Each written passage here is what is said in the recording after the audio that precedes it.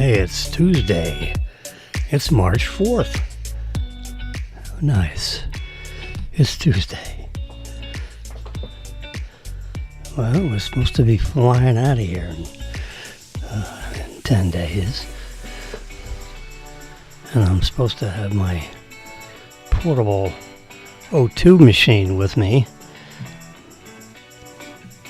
in 9 days or 8 days. Anyway, I got T-minus a week and going to see if I can get my portable oxygen thingy. So we'll see.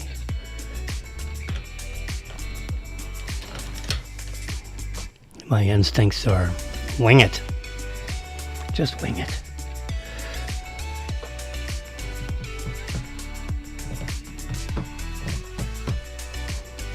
If I flop over in the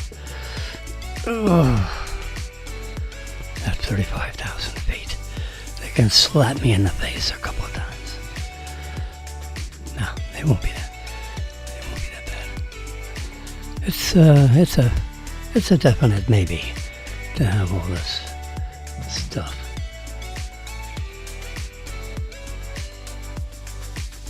Yeah. So anyway.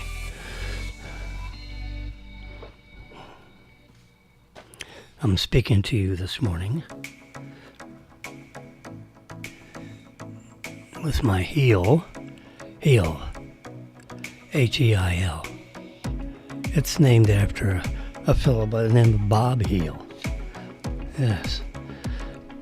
Who invented the Heel Air Transformer speakers, studio speakers, which I bought, would you believe, 20 years ago? At least 20 years ago, when we were living at 384. No, 384.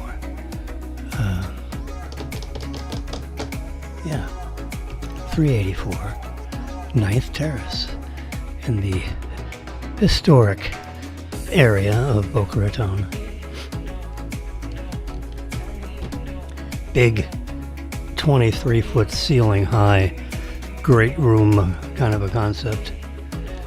And had these big speakers sitting back. It was like 32 feet from one end of the room to the other, and like 27 feet from one end this way. A really big room. And the ceiling went up 23 feet. I had a ceiling fan hanging from that. And I had to get a 8-foot extension pipe. So that the fan, wasn't sticking way up on the top. It had a nice big brass Hunter fan hanging from that 8-foot pole. It was really quite spectacular. Had these Spanish 1-foot tiles all grouted. And then I put those Spanish tiles all over around the patio, the pool and the patio. So when you open up these big sliding glass doors, they were Spanish tiles all the way out around the place. It was really quite nice. Until Marilyn did one of these thing. And she had a torsional sprain to her knee and ripped off the muscle off the inside of the ligament of her leg, and oh my God. So, and the two min pins look like this out the sliding glass door. This is like at 7:30 in the morning. So, the dogs are looking out on the patio, and I'm diddling around trying to get the kids ready for school and all that stuff. And I'm seeing Marilyn, flailing around in the pool. And I looked at the dogs and I said, "What the hell is Marilyn doing swimming around in the pool at this hour?"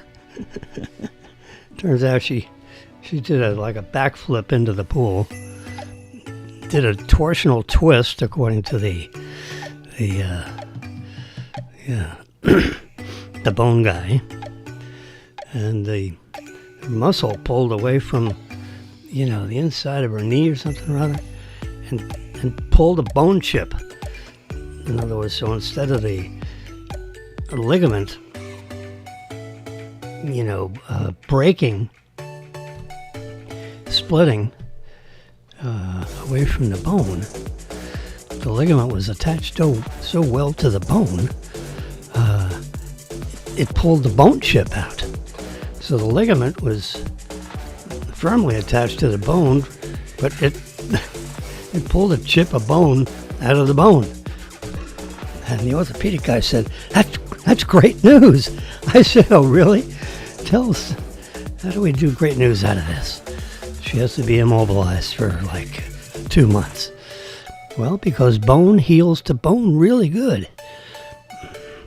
So I'm just going to, get in there and stick that back in. And we're going to immobilize her leg so she won't pull it back off. The bone will heal the bone really well. And it'll heal up faster than a ligament healing to the bone, because that's like a dissimilar material and it's harder for it to grow back. But a bone to bone, yeah, that grows back together very nicely. So, well, hope you can tell that story to Marilyn a little better than you did. No, actually, it was good news. Everybody understood it very well. And, so anyway, that's the story of her swimming in the swimming pool around this time of year, by the way. Anyway, that's a little story about the heel sound. Little did I know that 20 years later, 22 years later, 25 years later, whatever, we're in that house from 1995. Yeah. So, Heel Air Transformers studio speakers. They make them today. They're about $1,500 each, so that's $3,000 for a pair. And but boy, are they! This guy Bob Heel, who has passed away, I understand. He knows about sound. So I figured, well, if they make really good speakers, I wonder how they're at the other end of the audio chain of, custody of the sound wave. Do they do good microphones? They do. I'm speaking to you from one of those microphones as we speak. I'm speaking through one of these Heel microphones. So yeah, Bob Heel, he knows how to design stuff.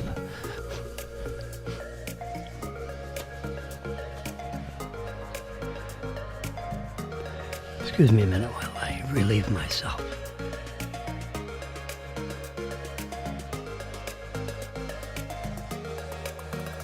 Nasally speaking. Yeah, I got a little common cold. Yeah. I'm susceptible to such things this time of year. I combine that with probably some, being allergic to a cat, anyway. Look at this. You know what this is? That's a red moon. We have an eclipse coming upon us. Yeah. They call it a lunar eclipse. You ever wonder why they call it a lunar eclipse? When it's the sun that's getting in the way of the sunlight, that the earth is getting in the way of the sun and casting a shadow on the moon, and they call it a lunar eclipse. You'd think they call it an earth eclipse. No, it's eclipsing the sunlight on the moon. So it's from the reference standpoint of the light that's going on the moon. So it's a lunar eclipse. And the moon would look like that, then it would look like that, and then it would look like that. We have apparently two. I'm doing a reverse pinch here so you can see it on the left side of your screen. The lunar eclipse. Yeah. So this. There we go. Just turn that epidemic sound instrumental without any royalty. It's royalty-free music, which I am permitted to have as my background music.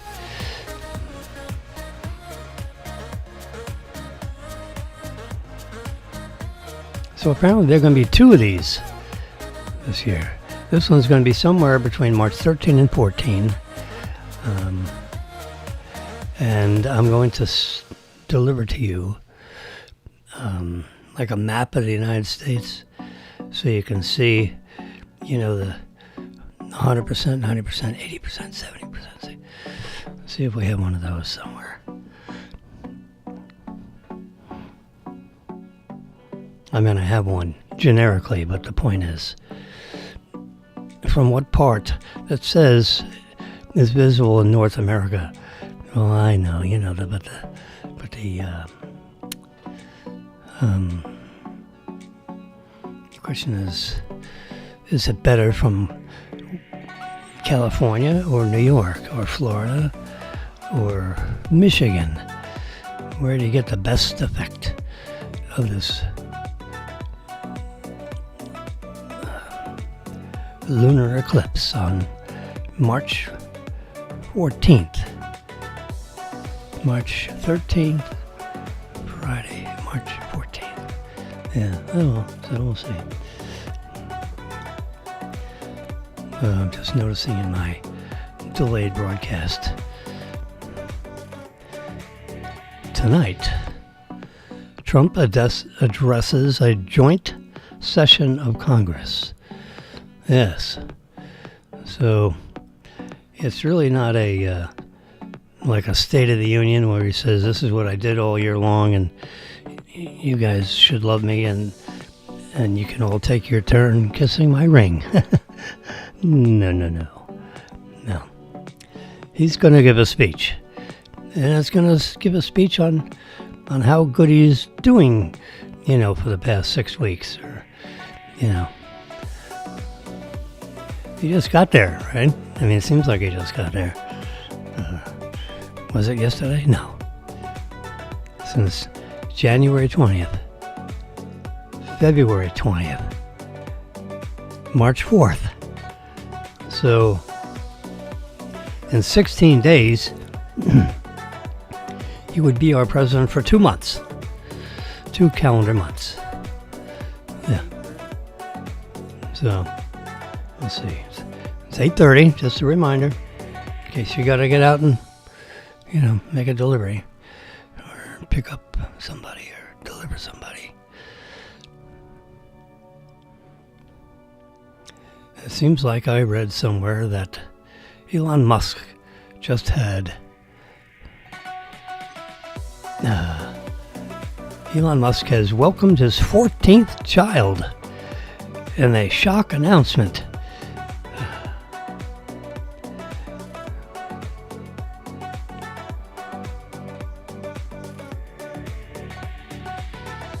He's pictured there next to his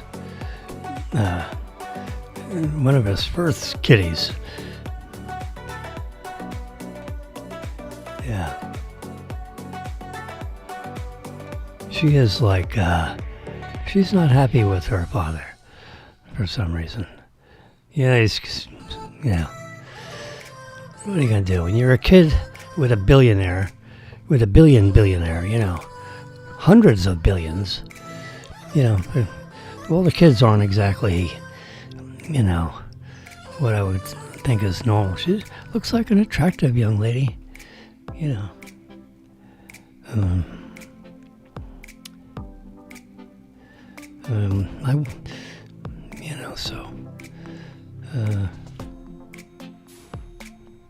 need to grow up. Jeez. Get with it. Your daddy's got more money than anyone in the entire planet. You got 2 choices. Stay mad or get over it. Gee whiz. So what if he wants to buy you a jet airplane for your birthday. Go ahead, take it. Comes with a pilot. And probably make sure it's a new one. No, that's not the shock announcement. I know, I read the whole article, you know what? And it went... You know, you have to read it like twice to find out what the shock announcement is. Other than the fact that he's had triplicates, he has duplicates, you know. When he gets these women pregnant, they get really pregnant. He's got more twins and triplets than any one family could possibly have. Yeah. Anyway.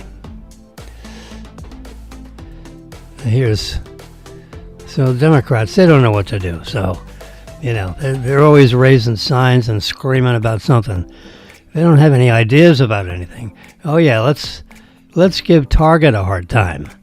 So, you see, no Target.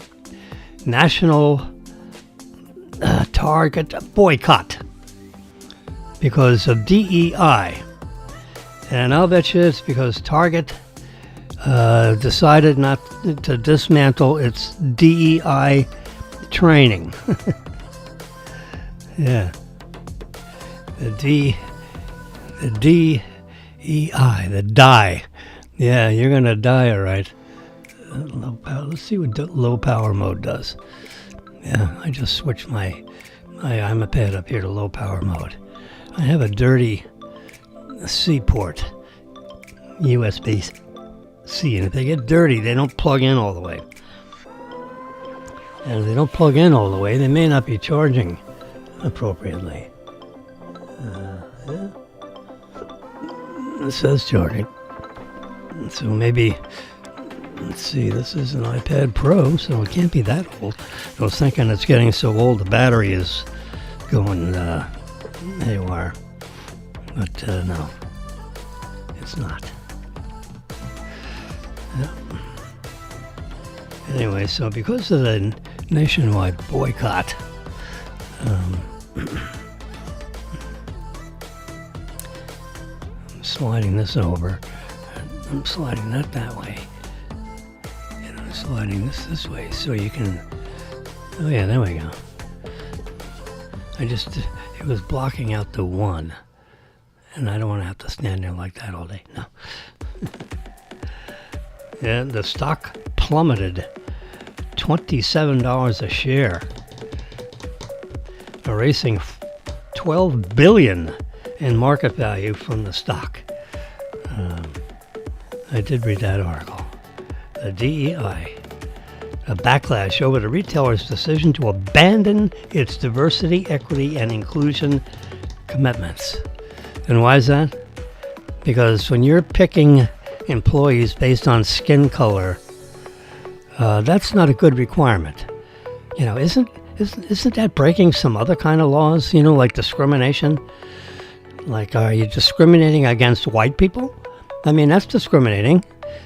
You know, there are white people around. Or you're gonna hire people just because they're white, or you're gonna be hiring people just because they're black? How about yellow? Where does that fit in? How about half and half? Do they have a whole formula based on, you know? Oh, jeez. Don't use skin color as a reason to hire or fire. Use the merit system. If they do good, you hire them. If they don't do good, you don't hire them. That's not complicated. It's when you start adding all these other factors, you know, well, we want to hire these people because, you know, they were imprisoned 40 years ago, or they were enslaved 160 years ago, or, it's just, you know, how far back in global history do we go? How about the Greeks and the people that the Greeks didn't like? How about the Romans, the Holy Roman Empire, and how they, you know, they didn't like the Jewish people, you know. They crucified a few of them. Remember? So anyway, hire people because they work better. They think better. They're smarter. They take a shower regularly. Whatever. DEI is a bad idea. When you hire people according to skin color rather than achievement. Particularly when it's an air traffic controller. How about that? You wonder how come there are a lot of near misses in airports? Well, they decided not too long ago during the Biden administration, pardon that volume, that we're going to lower the requirements of the air traffic controllers because there are not enough brown-skinned people in the tower. Oh yeah, there's an important reason. Let's crash the airplanes, but we got to have them brown-skinned people in the air traffic control towers. Oh God, that's coming out in one of those reports. Remember the crash in? I don't know if this, but they're examining. In articles I've read since these near misses that are happening in airports all over the place, that, nationally, domestically, I should say, that there are thousands of white people, yellow people, that have not been considered for air traffic control candidacy, even though they scored 100% or 99% on their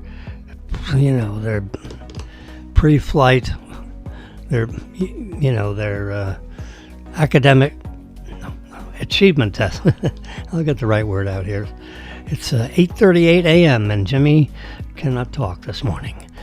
They take aptitude tests or some kind of testing to see if they would just generically be good air traffic control people even before they've had the first minute of training.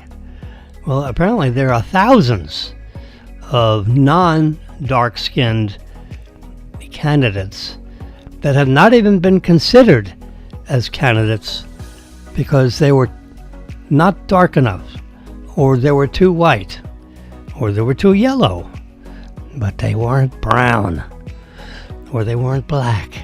And since they weren't black or they weren't brown, we don't want to hear from them because we need black and brown in the tower. Well, they couldn't get enough of them. So you know what they did? They lowered the achievement requirements so we could get more black and brown people in the air traffic control towers that control airplanes with 100, 200, 300 people aboard. We don't want to get that guy that had 100% on the achievement test in the air traffic control tower. We'd rather have, black or brown. Is this so stupid? If you're talking about dog catcher, fine. Do the DEI with dog catchers, but not with air traffic control people. God almighty. We are so stupid. Oh, my Lord. This is the Bite Me Biden administration. Oh yeah, how about the people that defend our country? We gotta do that too. So we don't want to have can't have those white people on there that can shoot bullseyes. Nah, we'll take the DEI people, and as long as they hit anywhere on the target, they're good enough for us. Yeah, I don't want them defending me. I want people that can shoot straight. I'm trying to be a little funny here, folks. I'm not really. I don't have a prejudiced bone in my body. It's like hiring I was a banker for most of my life. I'm sorry to say. Banker. B-A-N-K. It's a 4-letter word. I tried to keep the letters very small. The words very small. Bank. M-O-N-E-Y. Every once in a while I'd switch to a 5-letter word. Money. But if money isn't good enough, how about G-O-L-D? Gold. That's a 4-letter word. Oh my God. So, speaking of gold, let's change the topic. So, Elon Musk with his Doge committee, which I believe there was the first Doge. No one minded Doge as long as Obama, your mama, did it. But Trump does it, oh my God, the world's coming to an end. But Obama does it, not a problem. They're the ones that first created Doge. Which is dog with an E on the end. It's an audit function. The executive office the executive branch of our tripod super steady democracy thing here not only permits, it requires that the executive branch make sure that laws are being followed and that money is not being wasted or defrauded. Try this on for size. In some of these audit functions, Doge, and the 100 people that they employ already, which is, spearheaded by Elon Musk. Why not? How about the richest guy in the world, hang around with Trump and help him to try to optimize our government. So, because we're headed for bankruptcy. I remember, I remember I was a banker. So I said, okay, let's, as teaching a credit, as a senior lender of a couple of banks, chairman of the loan committee of at least a bank or two, and vice chairman of the board of at least 2 banking entities, and one of the largest shareholders of a commercial bank in Florida. Not the largest shareholder, one of the largest. Because Phil Motter and I had the exact same number of shares in the bank, and we were the 2 largest shareholders. Hold on one more minute.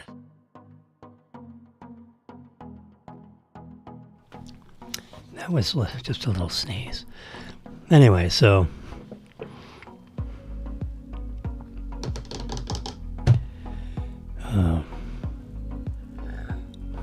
Elon Musk is looking over things as required by the Constitution, by the way. It's not like an optional topic. It's what they do. That's what executive branches do in a company. So you got the executive branch, you got the judicial branch, the ones that make the congressional, the executive, and the judiciary. Okay? That's the one that interprets the laws. The congressional side of it, the legislative branch, makes the laws, and guess who makes sure it's being done right? The executive branch. Yeah.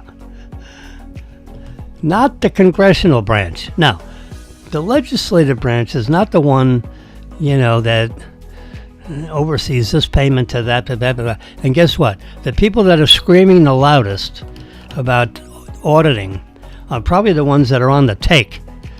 So the next time you got your ugly puss on TV, ugly face on TV, and they're screaming really loud about, oh yeah, we don't want the American public to see how our money is being spent wisely. Well, guess what? It's probably not being spent wisely, and it may just be lining the pockets of some legislative person or persons. I'll bet you a lot of them, when there's overpayment and no one seems to care, and they start screaming loud when people starting to audit, chances are they're getting kickbacks. Ever hear a kickback? That's where people write laws so some money can be overspent and goes back in their pocket. Kick back. Yeah, they kick it back. It's like playing football with your tax dollars. Yeah, let's kick the ball back to the guy who wrote the law. Yeah.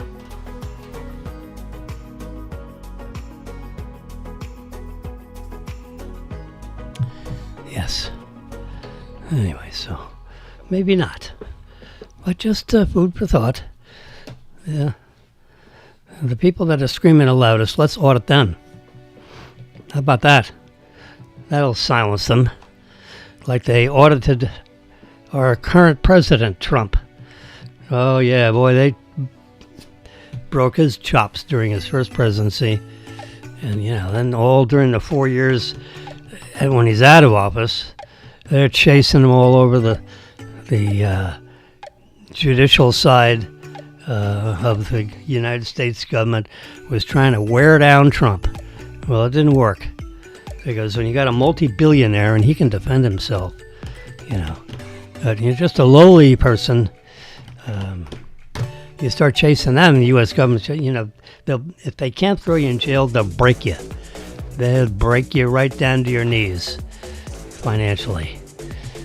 You got to sell your house, you got to sell your shoes, because you got to pay them $1,000 lawyers to keep you out of jail.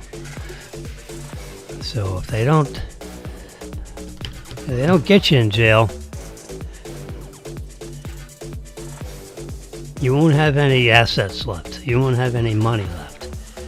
You just that's, oops, sorry.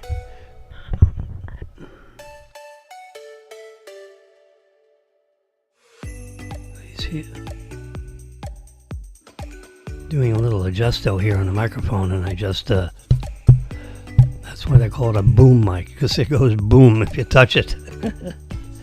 I'm like pounding my tabletop here, and you don't hear so much of that now. If it was like this guy, that's sitting on a stand, and if that was plugged in, and then you hit your fist on the table, on a tabletop stand, and microphone goes boo. Yeah, you'll hear that. But when it's a boom mic, it only goes boom if you touch it, at the right place. Like right here. Yeah, you don't want to do that. Well, that's what I did. I touched it. Even if you just diddle with the wire, it doesn't like it. So, Jimmy, stop diddling with it. The producer is screaming at me. Don't diddle. Anyway, so Target is that's what's going on with the sign. And last night, because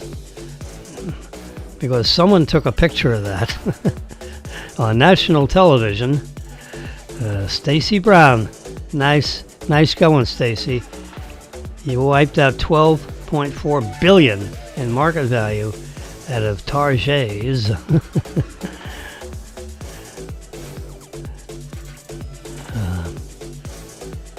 That's when they take the dollar amount of the stock before they saw that sign and multiplied it by the number of shares outstanding. And then they did it, like an hour later. And yeah, not a pretty picture. 12.4 billion market value drop within 30 minutes. All the institutional investors said, "Oh, we better get rid of our Target stock." They got people that watch television all day long for these super fragilistic, the people that have, trillions of dollars worth of investable money from, 20 or 30 million people across the United States, and they see that sign, they say, "Oh crap, sell Target stock." Well, everybody got on the bandwagon and sold Target stock, and it dropped $12 billion in market value. Yeah, and it came up, like $4 billion. This, for a net of about an $8 billion loss totally overnight. Yeah. Here's Sheriff's Office makes an error about Gene Hackman's dog, an initial death report. So I read this whole article and I figured, oh my God, how did the Sheriff's Office what kind of an error did they make about the German Shepherd doggies? Because Gene, his wife, and the dog all were found dead in their New Mexico sprawling 12,000 square foot estate home hidden away in the hills and trees of New Mexico, the state of New Mexico. Not old Mexico, New Mexico. And you know what? They made a mistake on which dog died. That was the big mistake. Because they didn't go back to the genealogy reports or whatever. Apparently they had a few dogs that looked somewhat similar to this dog. Maybe they didn't look similar at all, but to the untrained eye, which I certainly am in that category, I couldn't tell one from the next, other than the fact that that's a very pretty dog. Well, one of them was in a crate, and then two others were rummaging around the property. I don't know whether in or out of the house or whatever. Who knows? But they misidentified which of the four dogs was actually dead. Now, one of them is, the first reports are usually the worst reports because, the first reports, they don't take notes. They're just running through the place and it smells. Oh, can you imagine the odor? You got three previously breathing living things that stopped breathing and weren't living anymore for like a couple of weeks. Gene Hackman's pacemaker, apparently had a pacemaker. He was 95 years old. Boy, I bet he was a tough cookie at 95. Anyway, the last report from his pacemaker was like 9 days ago from whenever they found him. So they were at least dead 9 days or something like that. Then there's reports that the door was not closed, the door was ajar. The door was closed but not locked. Locked, unlocked. They got that story 2 or 3 different ways, so pick your choice on how you want that story. Yeah. Epidemic, slow down, will you? Jeez. Sometimes the crescendos of this music is competing in my eardrums. Maybe I should turn my headphones down. Yeah. I every once in a while listen to myself talk. How about that? If no one else will listen to me, I'll listen to myself. And then I watch it on the screen and I'll argue with myself. Anyway, this headline caught my eye this morning. Sheriff's Office makes error about Gene Hackman's dog in the initial death report. Well, the initial death report, authored by who knows, had the wrong dog dead. And so if you're a dog person, you can read the story. It was in USA Today today, I believe. Yeah. I read the article at 7:41 a.m. If you look at the very top of the screen right here, it says 7:41 a.m. And if I lift up on this picture, there you go, 7:41 a.m. You see the EXIF data. I push up on the picture, and the EXIF data shows up. It's a 5 million pixel screenshot. Because it says screenshot there. And that's a PNG file, ping pong file. March 4th, that's today, at 7:41 a.m. is when I produced this screenshot. Did a little print screen, you hold your finger on the top button and the side button at the same time, and button, you got a screenshot. Anyway, so someone misidentified which dog was which. And the one that was died, the sad story, the real sad story about the dog, one of the dogs, is that it was the first reports. Now remember, the first reports are the worst reports. Died in a kennel, cage. So that means, a dehydrated death. A long, slow death of starvation and dehydration.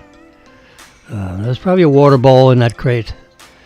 But sooner or later, you take your last sip, and 12 hours later, you die a death of dehydration. I don't know how fast dogs die of dehydration,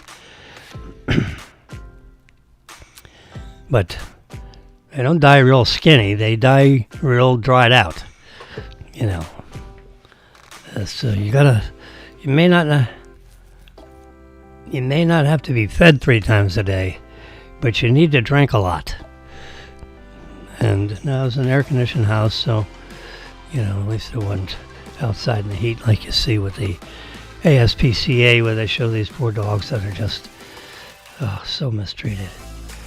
And it's a shame, when people just don't care and they don't take care of. Just let them go. Why have them all caged up? Just open up the door and let them run. Why keep them caged up and have them starving or thirsty or bug-ridden? A healthy animal runs through the woods and the bugs fall off. In the wild, or they become food for somebody else's, some other kind of animal. But why have them just dying in in chicken wire? It's terrible. It's sad. I can't watch it. When those ASPCA commercials come on, I gotta go take a walk. I don't want to hear the dreary music. I don't want to hear the dreary tale. I don't want to change the channel because I'm interested in watching whatever's going on. But not when they come on. When the ASPCA comes on, I'm gone. Can't take it. Anyway, so you got. So here's a story. Here's a way. So out of 2 people that are, one's 95 and the other one is 64. So there's a 21-year age span between the 2. But when you get in your 90s and the 70s and 90s, it's that, they're both old, somewhat old people. Not that a 64-year-old woman is old, but, because you're not allowed to talk about age when you talk about women. But what I'm trying to say is, if you're 30 years old, you don't want to be dating a 10-year-old. So it's the same 20 years, but 20 between 10 and 30 that's not a fair. The older person has so much more control over the younger person when it's 30 and 10. So that's not good. How about 40 and 20? Well, that's the theory is that the older person has an unfair intellectual advantage over the 20-year-old. Although I know a lot of stupid 40-year-olds, and half of them are in Congress. They work in the U.S. government. Oh my God. For the records department in the side of some mountain in Pennsylvania. Oh my God, and they're under 200 feet of dirt in a salt cave and running everything with physical paper instead of computerized records. So if you retire from the U.S. government, they got to go 240 feet in a salt mine to find your retirement papers. Because they're not in a hurry to pay you when you retire. Because you're no good to them anymore. So let that guy drop dead poor. Anyway. So here's the theory. Anyway, so let's get back to how old and how young. Living in Boca Raton since 1990. Okay, so that's 35 years. Is that right? 2025, and you go 1990. That's 10 years before the year 2000. So real fast math. That's roughly 35 years. So,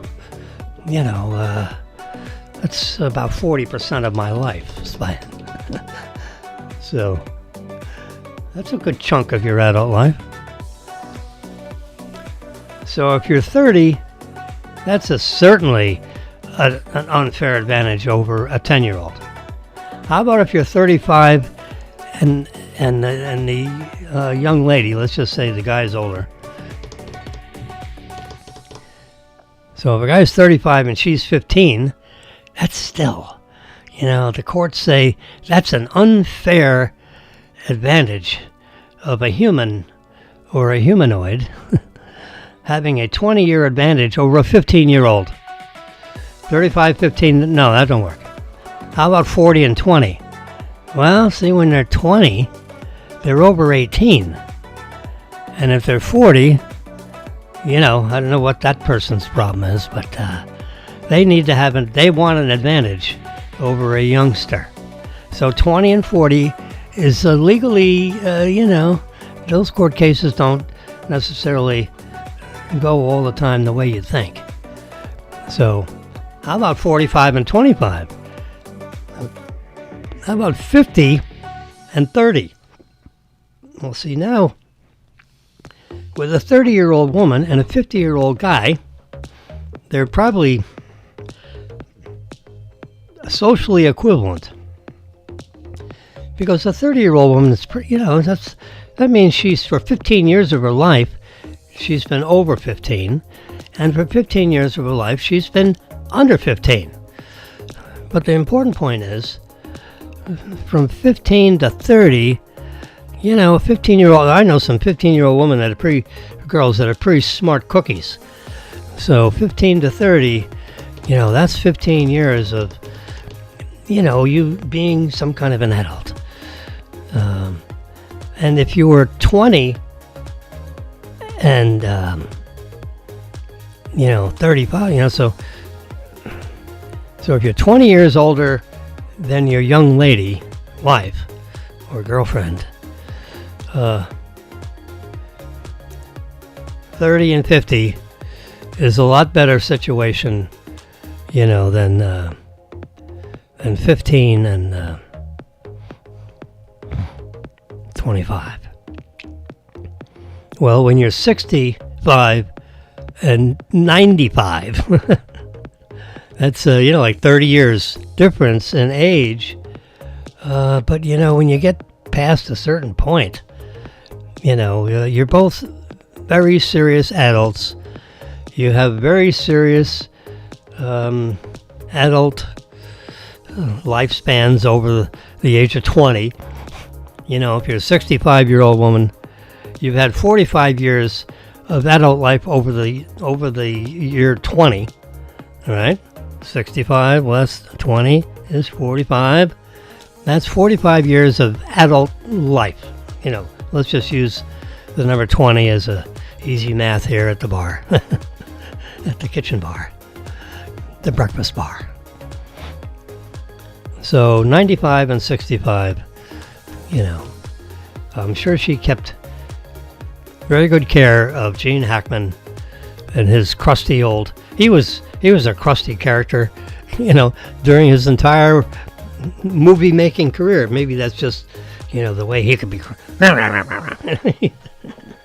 He's one of these kind of guys.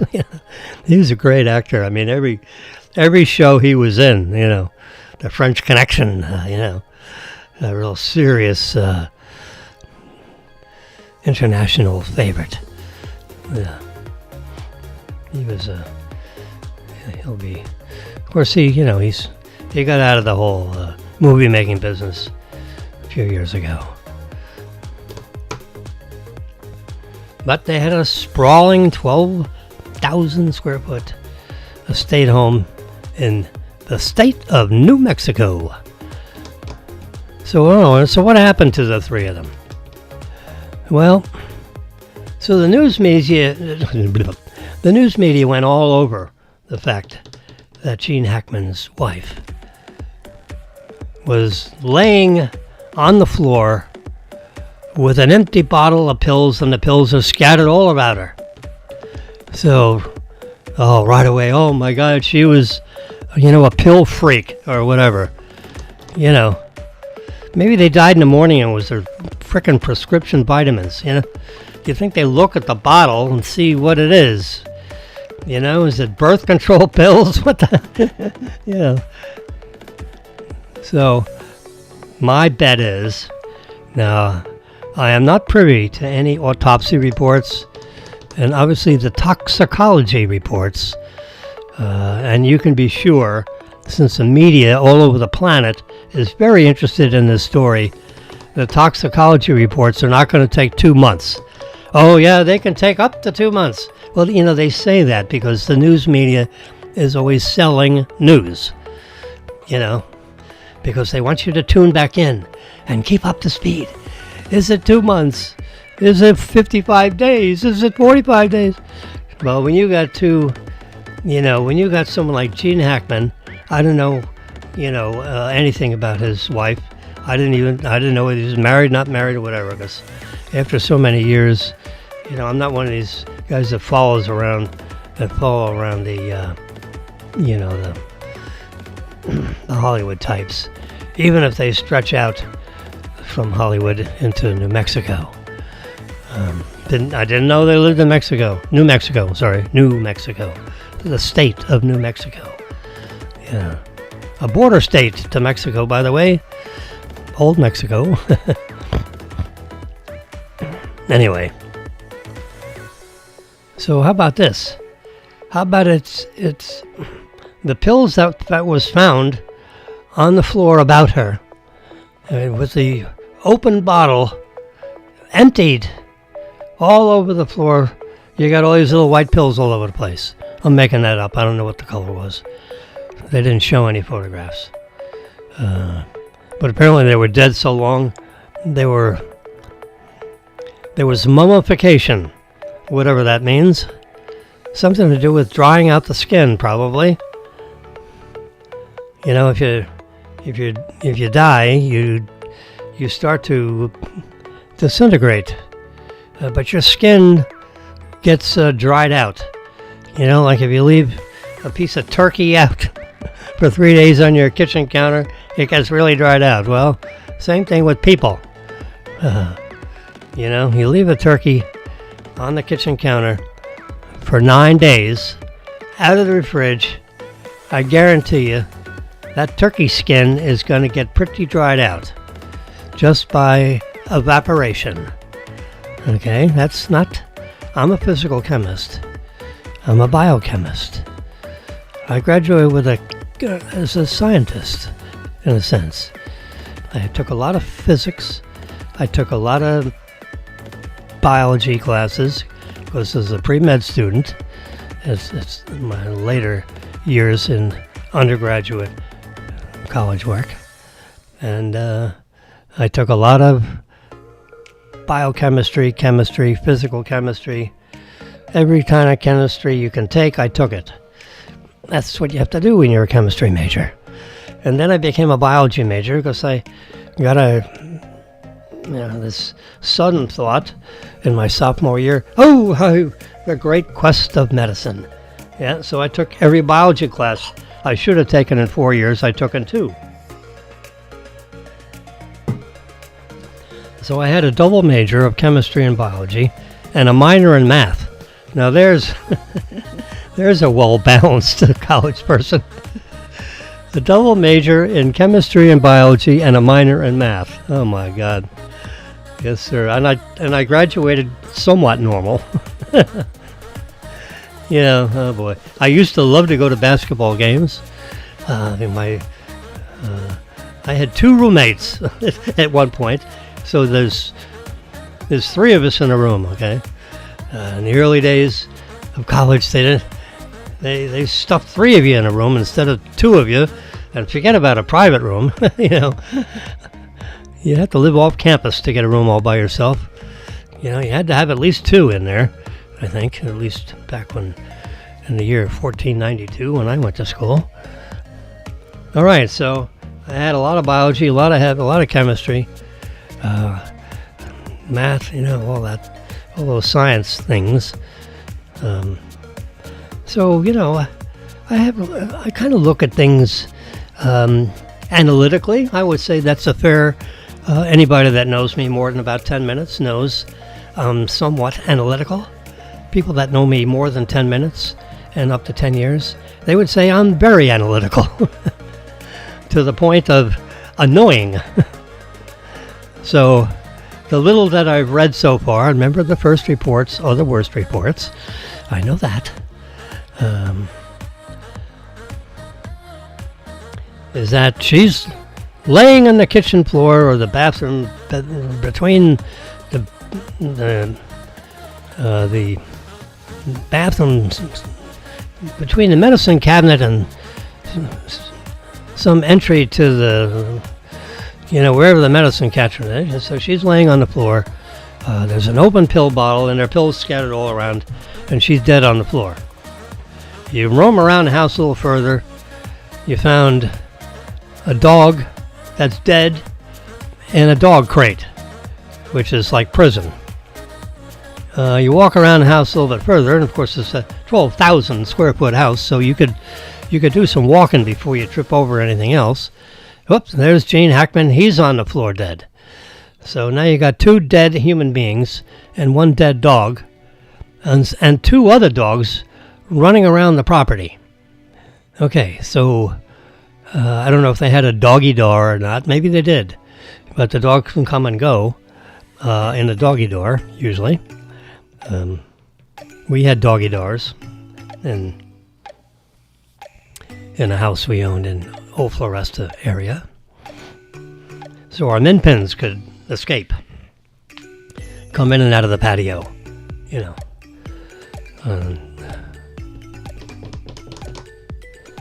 until one of our dogs got diabetes. You can imagine a dog with diabetes, and the dog went eventually blind with diabetes because we didn't know the dog had diabetes. Apparently, if you know the dog has diabetes, you can give it insulin. I never heard of giving a dog insulin, but, I'm not... Remember, I was biology and chemistry, pre-med for people, not veterinary. And one of our dogs, got foggy in the eyes because the dog was old.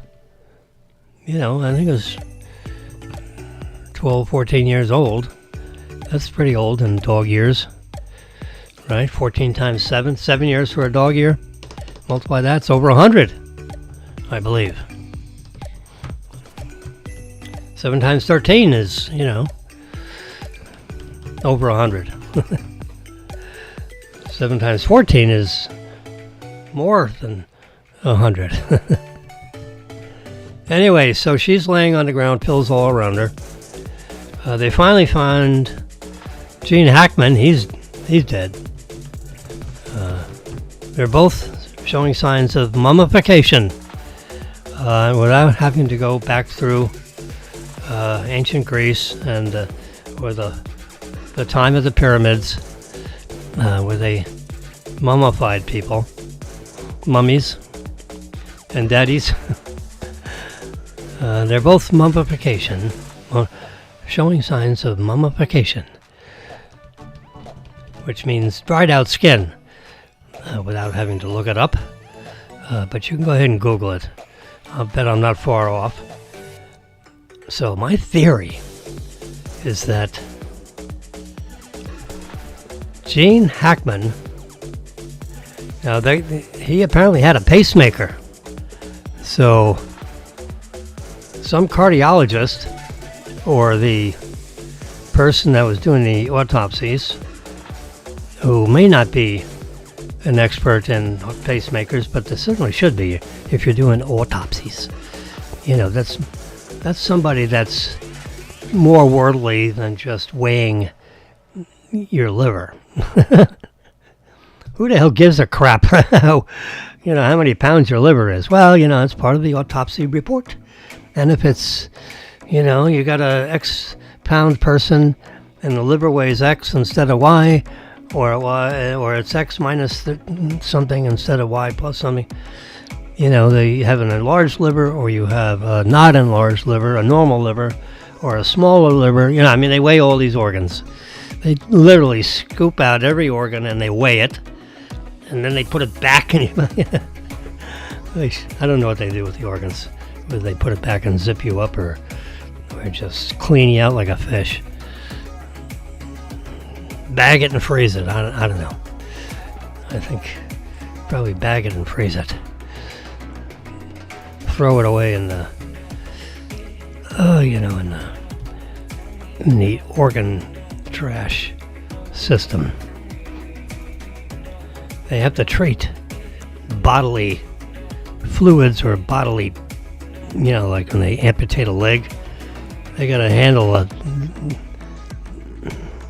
not the person, they have to handle the amputated part differently than,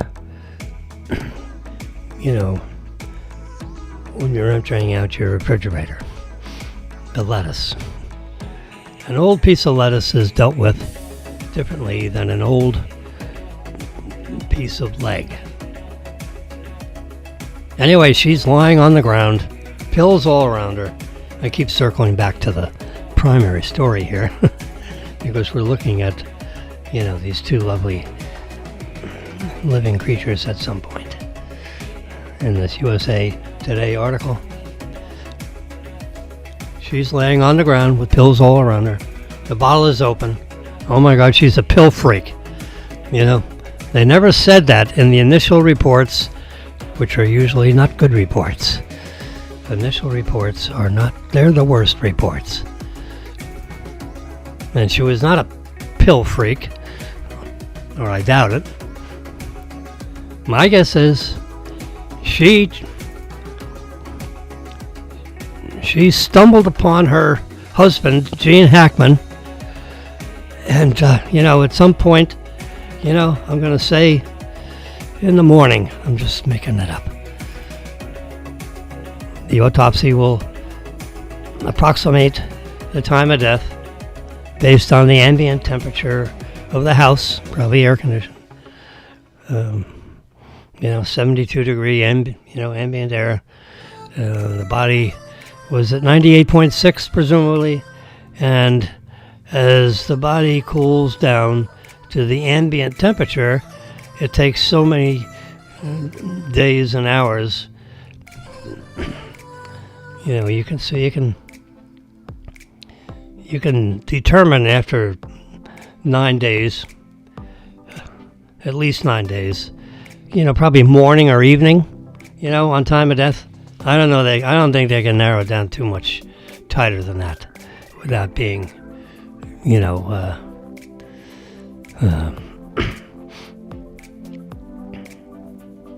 So, my guess is she stumbled over Jean's body sometime in the morning, because I'm assuming she takes her heart medication in the morning. So she runs to the kitchen to get her heart medication, and she has a heart attack because Jean's dead. And she stumbled over his body. And then she runs into the kitchen to take her heart medicine, and she's so shaky and she slips on the floor and dies of a heart attack. Smack down, smashes the back of her head on the travertine tile floor, which she slipped on. The pills go flying. Now she's already having a heart attack, but hits the back of her head.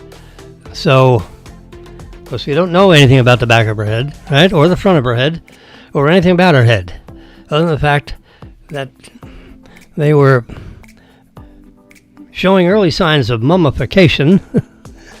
And she's on the floor with pills all around her, like she's some drug addict. Now she probably ran for her heart meds because she hadn't taken them yet, and she's so upset. She slips and falls, bang. She never gets her heart meds because she bangs her head and dies of a heart attack with a fractured skull, maybe. Dog dies in a crate because the dog's locked up in a crate. I don't think dehydration, water bowls, and how long can a poor little beast live in a crate? We don't know how big the crate was, and the poor beast died of dehydration, not starvation. Because you die probably first of dehydration. That's a little bit of a guess. I'm not any kind of a doctor. Other than Dr. No right now. So you have to, I'm not one of these people either, but as a criminologist, criminology, the study, I knew Dr. Henry Lee. I spent a whole weekend with him in Phoenix, Arizona, and I had a whole lunch with him, 30 years later, or 28 years later, or something. 25 years later. Maybe 17 years later. I don't know. I didn't do the math. But Robin invited me to visit with her out in Phoenix, Arizona.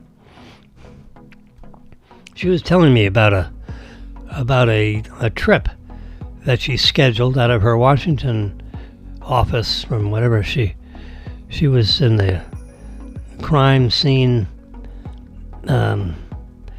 business.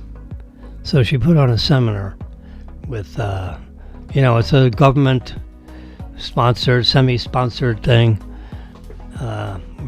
where they had, in the world of criminology, they had 2 or 3 of the nation's best lawyers that dealt with crime scenes. Either as plaintiffs or defendants. Some crime scene special people, like Dr. Henry Lee. He was the blood spatter expert that did the work for the defense team, the dream team of O.J. Simpson, because there was like blood all over the place. So he measured, the spatter of Nicole Simpson's blood that was squirting out all over the place because someone slashed her neck in a rage of whatever.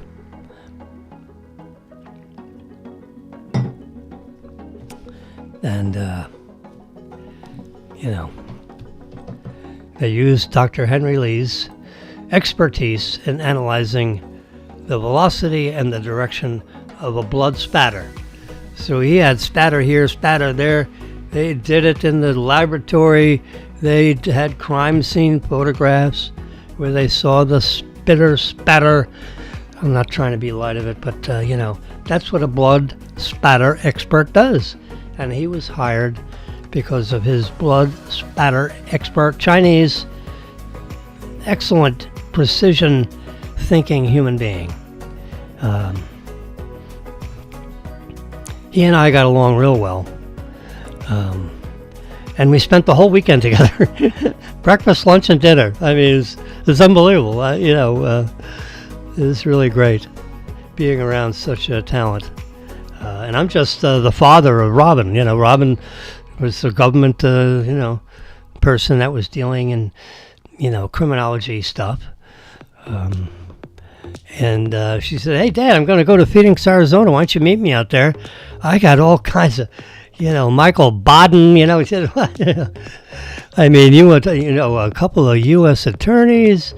I mean, you go around this big U-shaped room, and there were like 14 or 18 people sitting around this and, I remember exactly what seat Dr. Henry Lee sat in. As a matter of fact, I could name every person around that, the 20 people that were sitting around this big U-shaped table. And Robin had the table in the front because she was, the facilitator.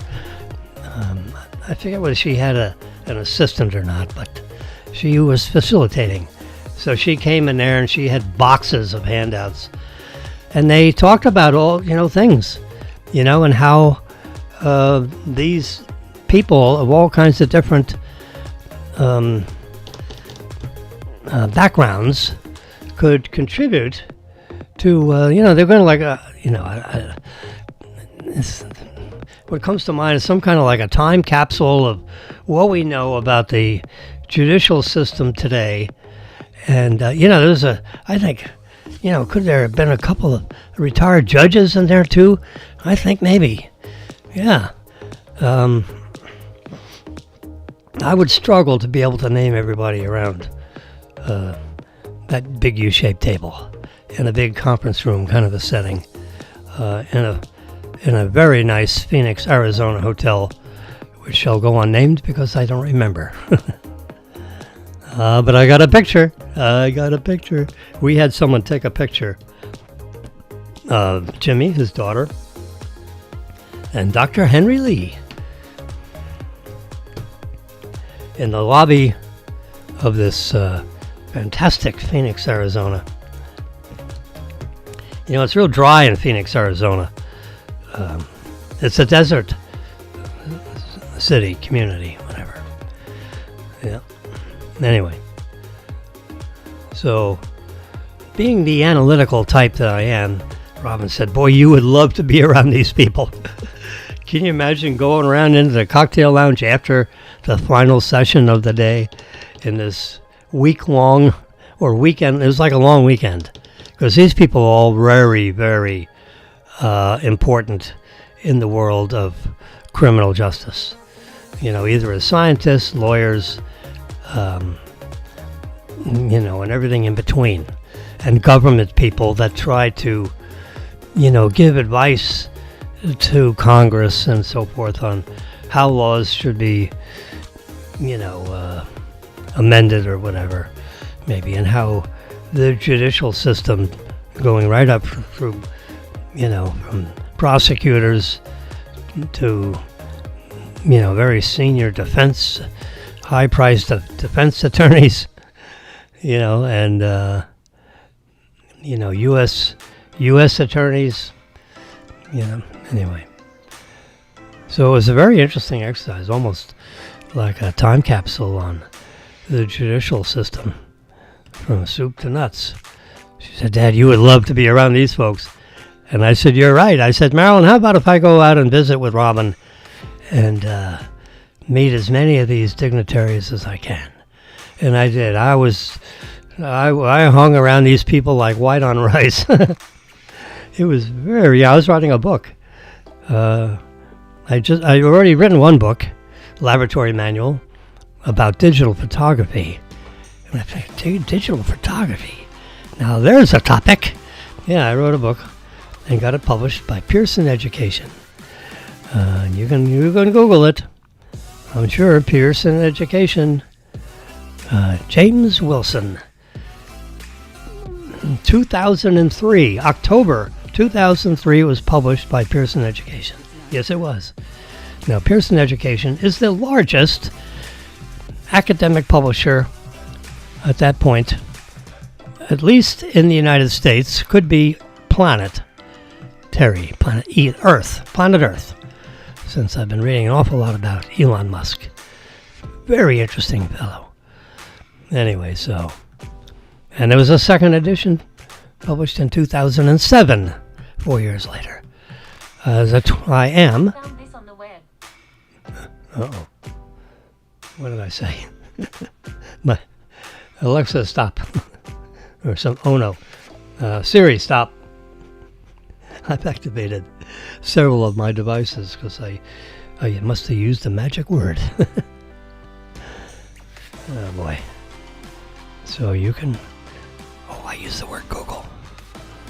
And my iPads don't like me using the word Google. You have to use Siri. Oops. Oh, stop, Siri.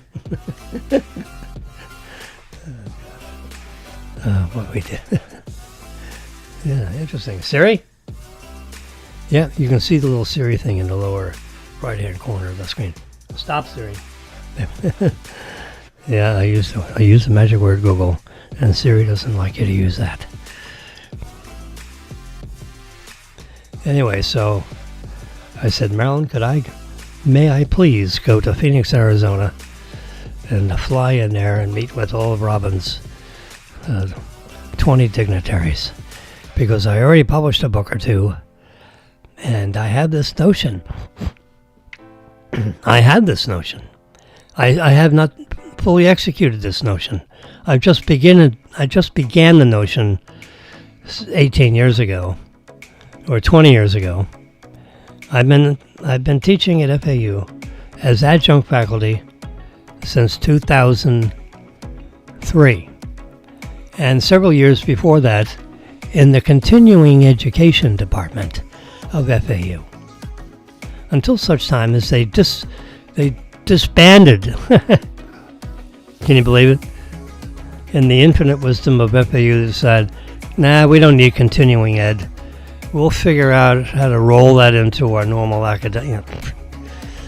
Well, I was teaching in continuing ed, and all of a sudden, I got the sheet pulled out from under me, and I was laying on the floor with no place to teach.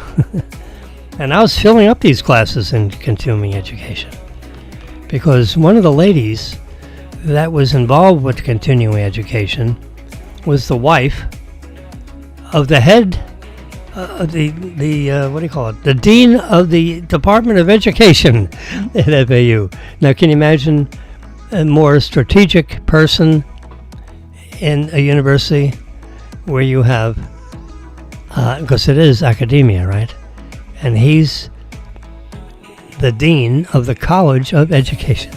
His wife was involved with the continuing education department of FAU. And they pulled the rug out from her, too, apparently. And me being a continuing, and she was really happy to have me teaching because, it was an exciting, fun topic. Coral Springs. I gotta turn off this. There we go. My clock back there was ringing. I don't know why. Am I talking too much? Yeah. Ooh, an hour and 17 minutes. Wow. Time flies. But I started at 8:15, and it's 9:33. It's only 9:30. I'm usually getting done about 11. I'm not going to go on till 11. I don't want to have anyone pass away while they're listening to me talk for 4 hours. No. Anyway, so I had this notion. Maybe this is why Marilyn gave me permission to go to Phoenix without her. I actually created a book cover. Let's see, where could I find that? I'll show you. I created a book cover. Oh, yeah, I have it right here. Let me press this button right here, which is, I'm going to go full screen here so you can see what I'm doing. There we go. There's my website, which you've seen, which is all my interesting photos. There's Marilyn and Jay Leno. Yeah, Mr. Chin. No, he's not Chinese. Let's see. Dr. Henry Lee is Chinese, though. Where is my... There it is. There it is. Look at this. So, here, let's do this first. Let's take these in some kind of chronological order. Principles of digital photography and post-image processing. Post-image means after you take the picture, and processing means Photoshop. That's code word for Photoshop. Principles of digital photography. Yes, sir, Bob. And it doesn't show the publication date there. Now, if I see FAU classes, I'm going to touch on this photo. See, these are all like categories. So, travel photography, exotic plants and animals, no. Product photography like martinis.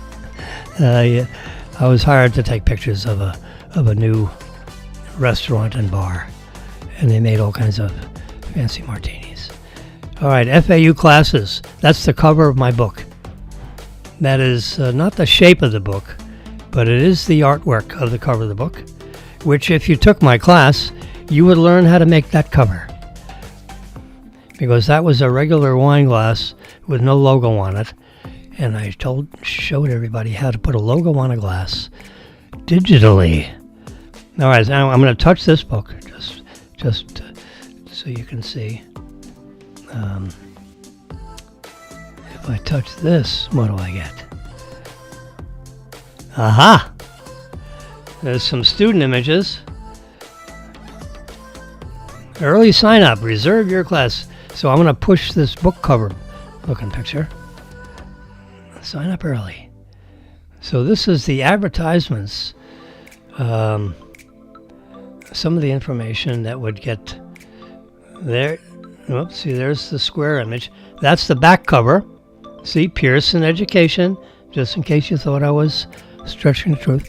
That is the ISBN number, as you can see, ISBN number of my book.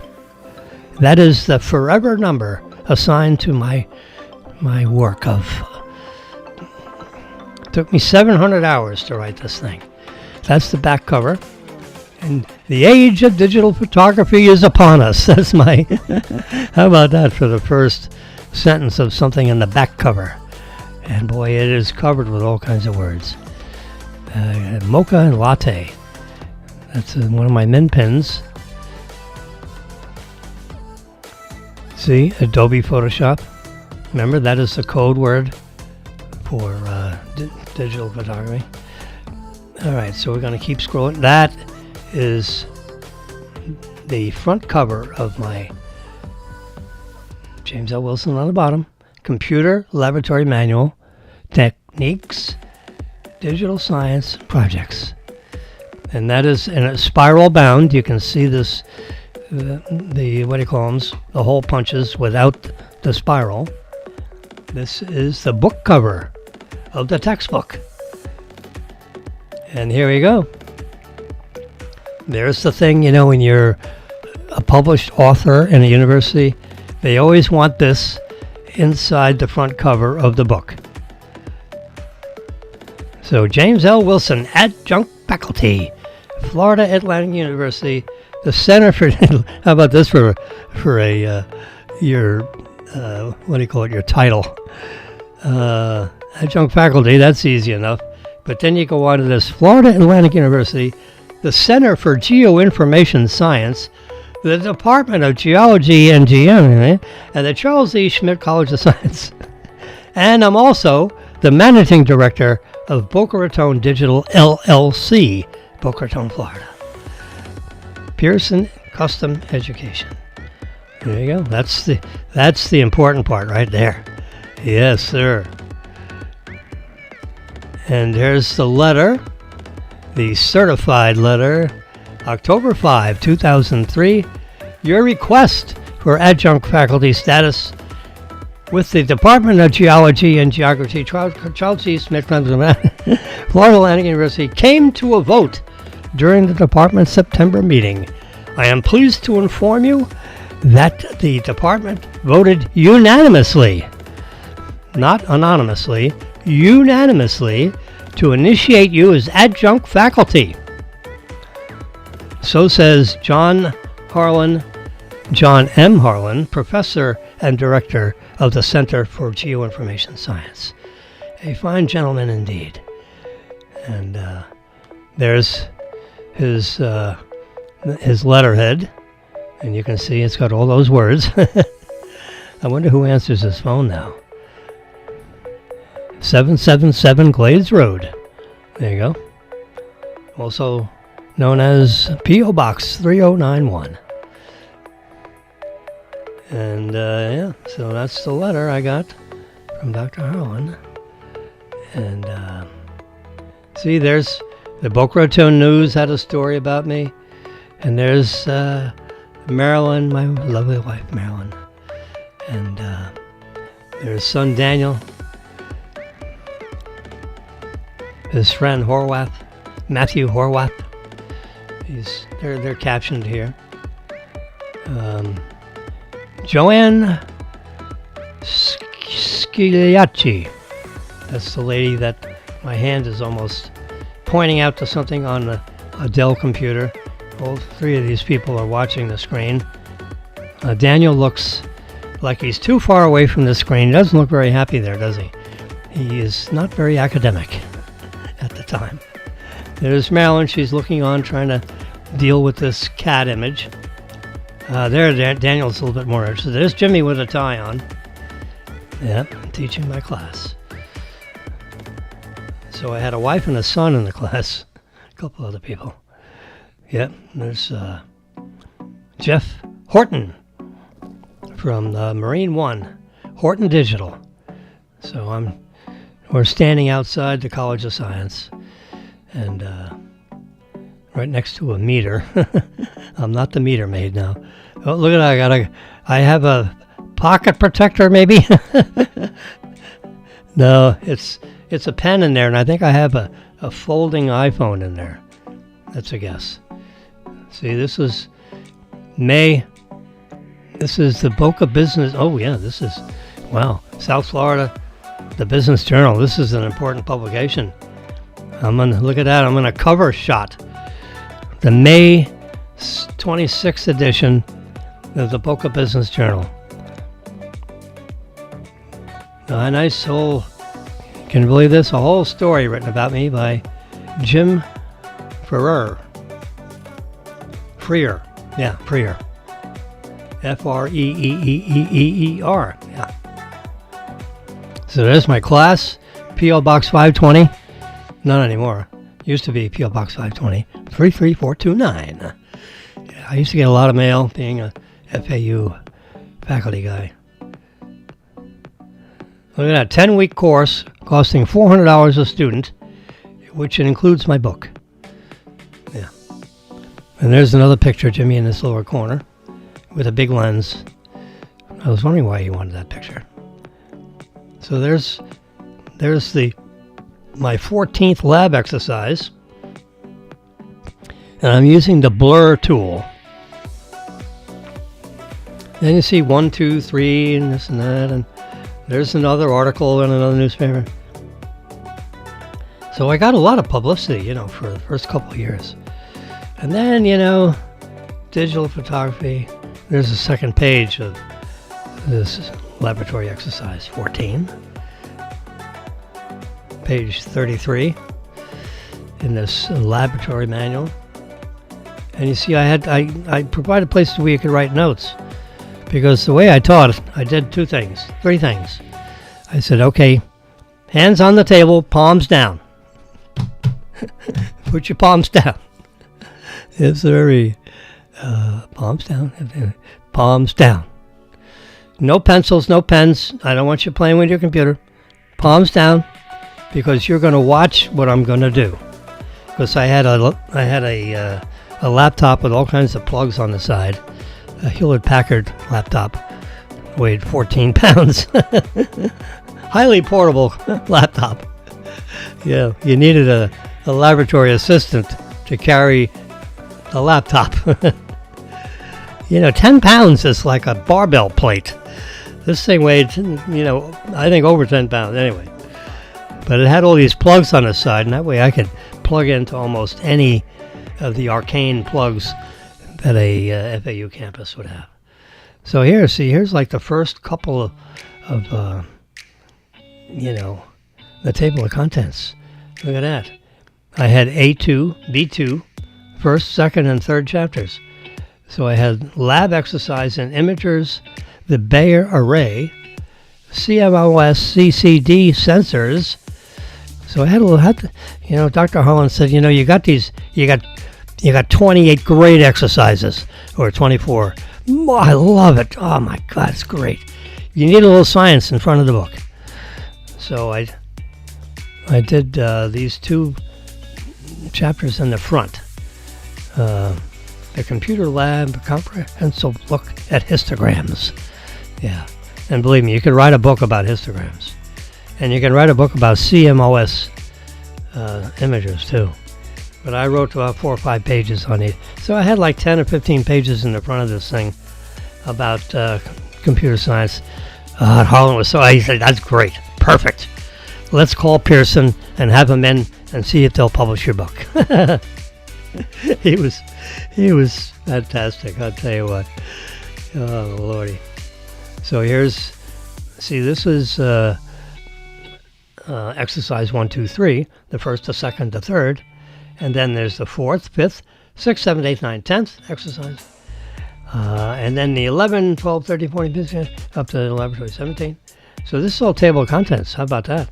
And I wrote a nice little paragraph about each chapter, each exercise. So you get a clue just by looking at the table of contents, which is my plan, so that I could just make copies. I got permission from the publisher, because when you have a book published, the publisher owns your book. Even though you took 700 hours to write this sucker, you give it to them, and they give you royalties off the book. It's that way. They write you a check in the form of royalties, but you got to give them the book. Yeah. So, and I met with the acquisitions editor. I didn't know there was such a person. Yep. He got the acquisitions editor to fly from Jacksonville to Boca Raton to talk about Jimmy's book. And they met in his office. See, there's A squared. Because remember, I was a math minor in math. I taught high school math. That's A squared. A squared plus B squared equals C squared. Well, go back in the earlier part of the table of contents, and you notice I had A squared and B squared. Because, there's first, second, you got the first, the second, and the third. So I figured, why? Just to be, oh boy, now what did I do? Yeah, let's go back, yeah. I touched the page and it went into some other. So, because you have first. So you got first and the ST. I figured, I need to put something on top of the A. I didn't want to have A1 because, the A1 sauce, I didn't want to do that. So let's use a 2 and let's, put it up there like squared. So that's how I came up with A squared and B squared. Because I had first, second, third, fourth, fifth. I had all those little subscripts and all that stuff. So I had 20, yeah, that's it. So I had 24 laboratory exercises, and I had science in the front, A squared and B squared. So here's A squared. Laboratory exercise imagers, Bayer arrays, CMS imagers. So look at this artwork. Yeah. I swiped that from a book. I legally swiped it from a book published by DK Publishing in London. I had this book, which I bought at the bookstore, the commercial bookstore outside of the university, across the street from the university, in the bookstore, whatever the bookstore is called. And I swiped the artwork out. See, the light comes in, goes through the Bayer array, which is like a big filter, and then the light hits the imager, and then some computer thingy, and that's what the jiggy-jaggy lines is. And the analog to digital converter, that's part of, the data path of digital imaging as it goes from the imager to the Bayer array to the CMOS imager, and then you finally get a digital file. See, there's ones and zeros that get stored onto the data card. How about that for a block diagram? It wasn't long and skinny like that. I made it long and skinny so it would fit up there, because there was a nice way to section off some of the stuff I wrote here. I wrote all these words. I didn't swipe the words. I just swiped the imaging, which you see, the checkerboard there, and the color separation filler, that's the Bayer array, and then it separates it into the green filter, the red filter, and the blue filter, and then the analog to digital converter then uses this information to create a digital file, which here it's being separated, and then when you look at the picture, it reassembles the image. Yeah, that's the magic of the CCC imager. And there you can see how the bits and the bytes flow down and then go across. Yeah, so that's and I write about all that, and that's some of the science in the book. And here's the actual FAU course bulletin as produced by the Florida Atlantic University for immediate publication, for immediate public dissemination. How about that? It sounds like a health class. Do not artificially inseminate. No.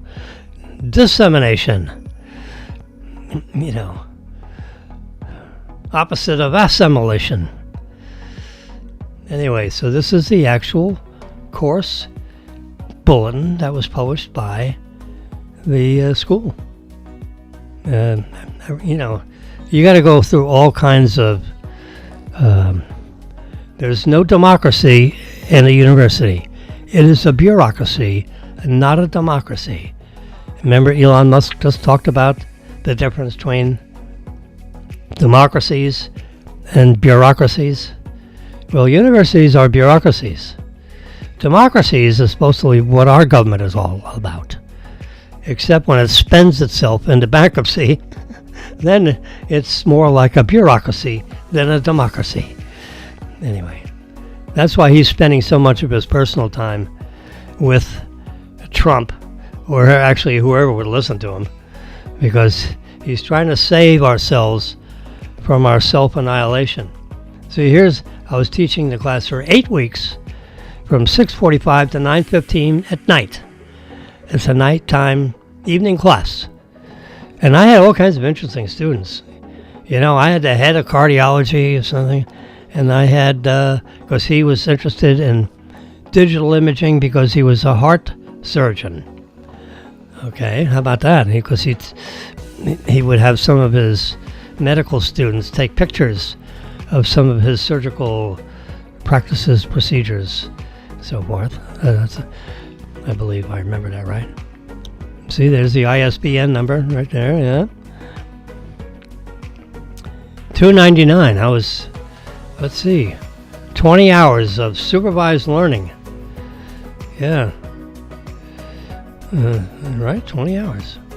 Supervised learning. Remember I said first thing, palms on the table? Well, the first thing I would do, I'm circling back again.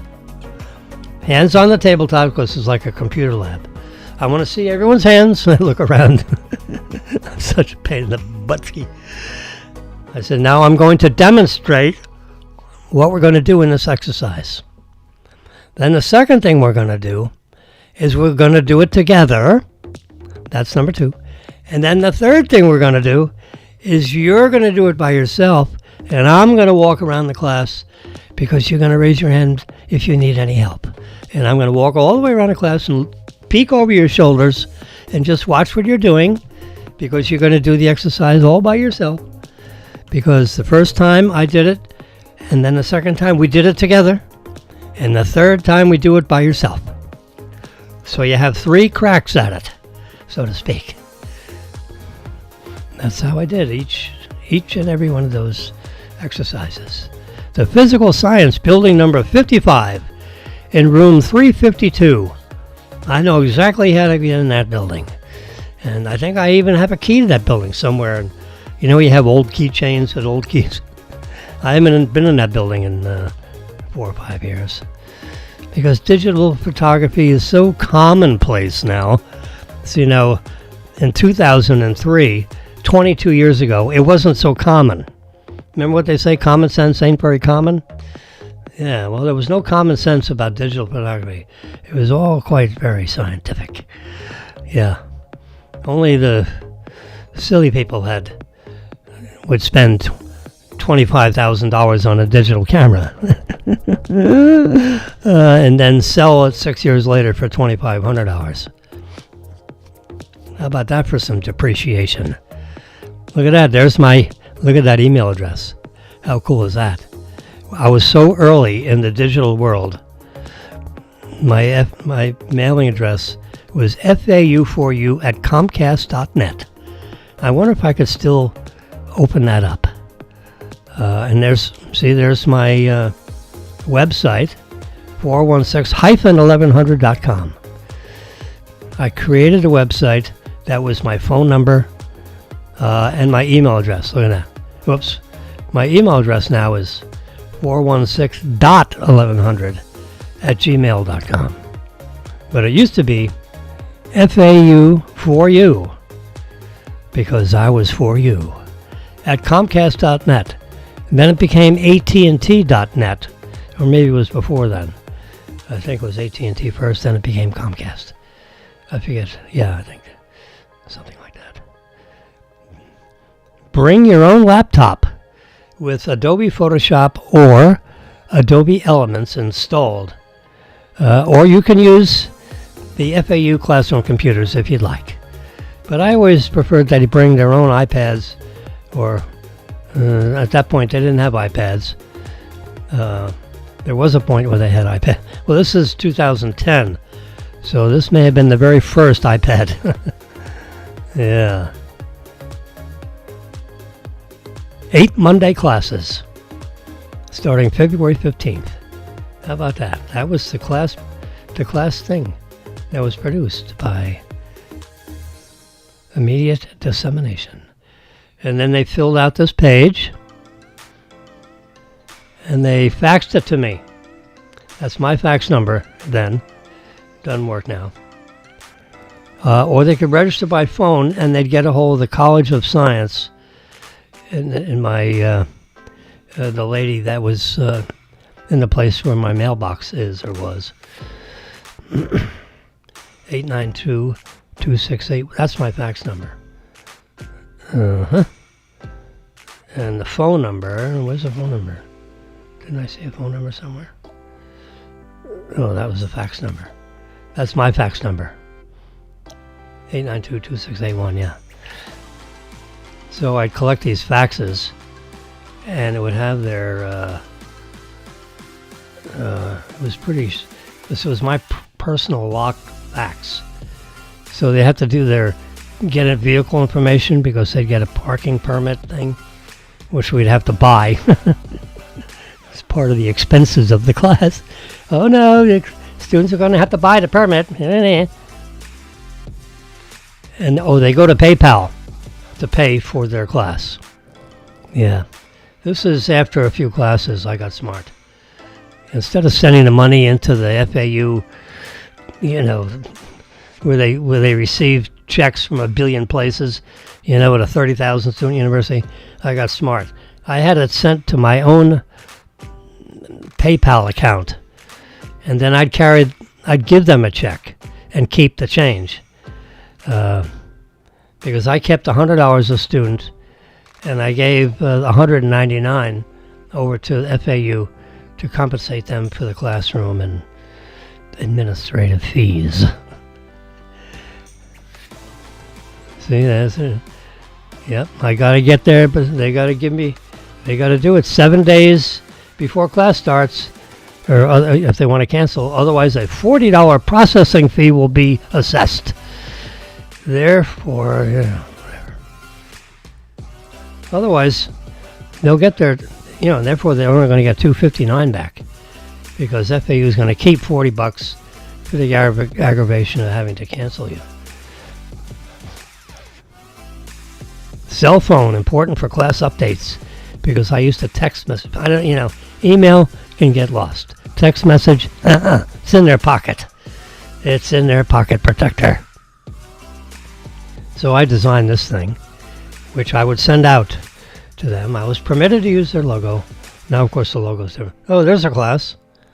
Yeah, I can almost remember some of these. Yeah, there's 4, 8, 9, 10, 11. So I had 11 people in this class. See, there's my book on the corner of my desk. Laboratory manual. They all had to have one. Yep. And there's the class. There's the physical. There's the bio that was in the front. You got to have a biography about the author. What about him? He's the managing director of this, and he was computer this, and Hasselblad, Kodak, Canon, RPG, Fortran, and COBOL. I was a coder. People that write code. Well, in my early days, I actually was I was a coder. familiar with COBOL, Fortran, and RPG programming, mostly COBOL. He received a Bachelor of Arts in Sciences from Union. Yes, sir, Bob. Forward and acknowledgement. The age of digital, this is like in the beginning of the book. So my public biography was just this top paragraph. Yeah, I didn't bore him to death with, from this date to that date and that date to that date. No. There's John Harlan. He was getting me into the incubator buildings for my. I was working with the Boca Raton Police Department. We were trying to get a what do you call it? See, this went to the Honorable Clay Shaw, Congressman of the United States. He was my congressman. And dear Mr. Sewell, we're trying to, do this. Trying to get an earmark or, this is like written in, Spanglish. It's written in the language of the lawyers, the lawmakers. I should say lawmakers. There you go, copyright. Look at that, 26 million. Oh, look at that. Every once in a while this stupid thing doesn't show. There's my digital counter. And if you're not sure about that, what is the last 3 digits there? Or the last 5 digits? 22147. Now, if I were to reload this page, that should go to 22148. And there it is, 148, yes. This is the number of people that have visited my site. 26,422,000. Can you believe it? Oh, Lordy. And I started off with visitor number 1. Then I went to 2. Then I went to 10. Then I went to 100. And now I went to 26 million. I've got 400,000 pictures. I mean, I was just going through memory lane here to show you the cover of the book. If you're wondering how I circled back through all these sub-chapters of this conversation over the last hour and 48 minutes. Oh, and let's circle back to the primary topic of my discussion, because we're talking about, let's go to the photographs. Yes, Gene Hackman. So my theory in the case, remember, I'm a scientist, so you have to have theories when you're a scientist. And, oh, no, wait a minute. I was going to show you the cover of the, I got to show you this. I'm sorry. I got to go back to here again. Yep. But this is a quick, I'll go fast, I promise. Principles of forensic digital photography. That's where I'm going with this, of course. And I'm going to touch this right here. Law enforcement publications in development. Well, I'm sorry to say it's still in development. So there's the cover I did. And I met with Dr. Henry C. Lee, a famous blood spatter expert. I told you I was going to circle back. I made a copy of this Principles of Forensic Digital Photography. See, police thing? I swiped that. It's on a key ring. Oh boy, hold on a second.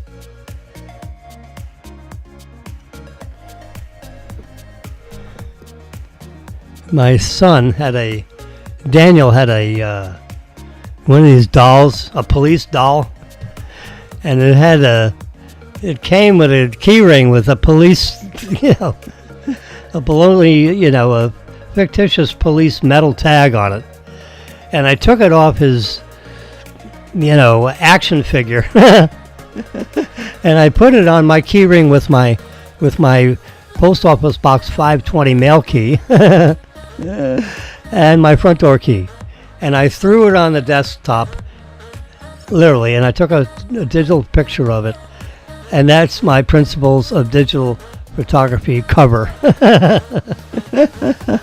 And I put my name on there and Dr. Henry Lee on there.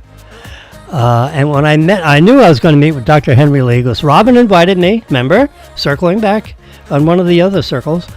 And Henry Lee was one of the scientists, because he was scientific. He was a scientific witness for, the O.J. Simpson trial and all kinds of other different kinds of trials. And I was inviting him to be a co-author of my book. And what that means when you're dealing with somebody that is as important as Dr. Henry C. Lee, and not just some schlemiel in Boca Raton, is I was delighted to meet with him. So I figured, let's create the book cover for this book in development, I think we call it. Law Enforcement Publications in Development. I showed him my website. He was very impressed. Oh, Lord. Yeah, how about that? Mr. Wilson is currently collaborating with Dr. Henry C. Lee, director of the State of Connecticut Forensic Laboratory. Now, this is a serious guy. Now I'm a serious guy also, generally speaking, but he's more serious. And Dr. Lee, who has written over 30 books. Okay, so that's what I was talking about. So when you co-author a book with someone that's already had 30 books published, and he's as important as he is, and I'm not as well known as he is by, an order of magnitude of maybe 3 orders of magnitude. It's like, tens, hundreds, thousands, millions, order of magnitude is another comma, another decimal point, order of magnitude. So if you hear Elon Musk saying it's at least 1 order of magnitude, that means 10 times either less likely or more likely, depending on how he's using it in a sentence. And he can use it any way he wants. Anyway, so I made 2 or 3 beautiful 8x10 color digital photographs of this book cover in the exact same shape of an 8x10 piece of paper. And I went down there. I had a digital printer, actually, a $5,000 Kodak digital printer. Kodak digital printer, would you believe? It was a 4-color digital printer, not inkjet. This thing, is because I was in the business of selling photographs, and people would order online photographs. I take pictures of, soccer matches and baseball and tennis and all this.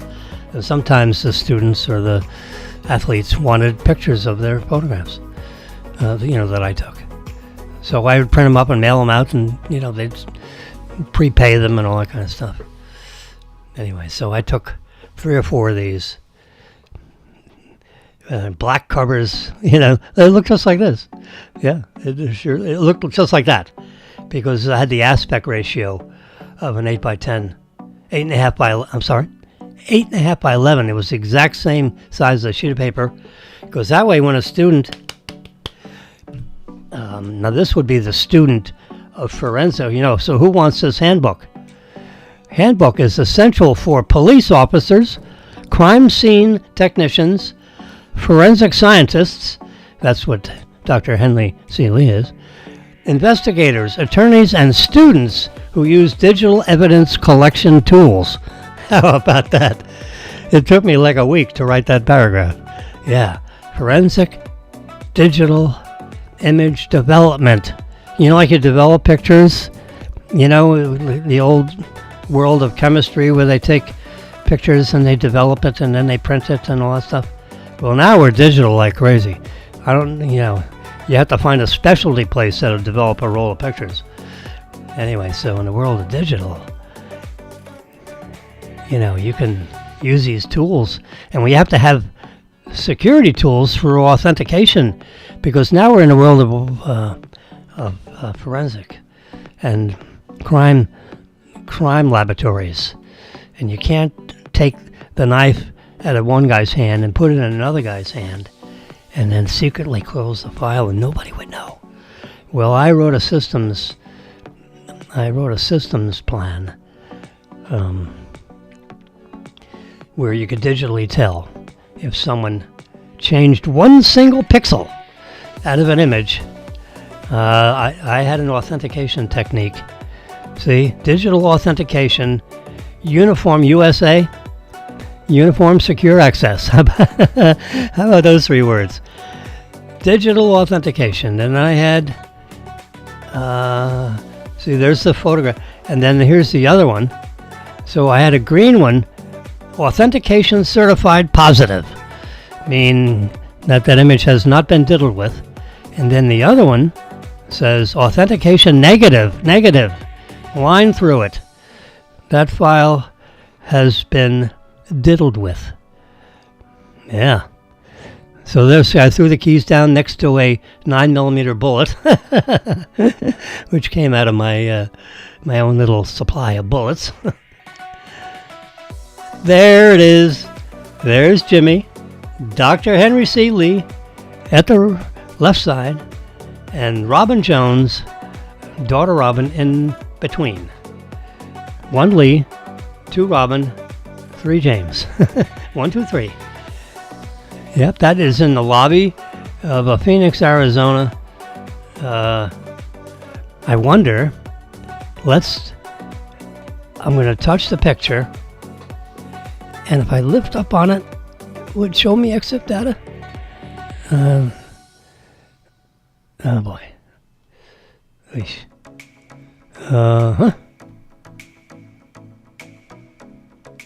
Let's do this. If I save it to photos, let's go to photos, because that's an original image. Let's go to photos. That's screenshots.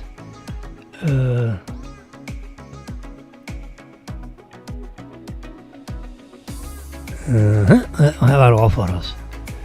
There it is. There's Henry Lee. Now if I push up on it,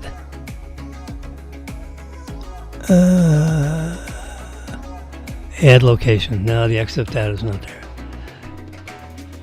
So that must be like a cropped image or something or other, and the exit data gets lost if you hack it up. Yeah, I was trying to find out where in Phoenix it was, or what hotel it was. Anyway, see, I was crime scene technician. Look at the exit data. That's actually what the secret to my sauce on knowing whether an image was diddled with. I would add up hexadecimal. A pixel is hexadecimal,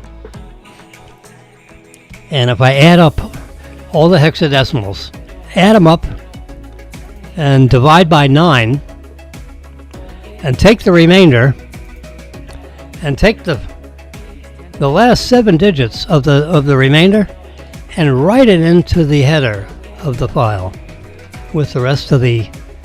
There's a place where you have the ability to write onto the exit data, and it won't disturb the rest of the data.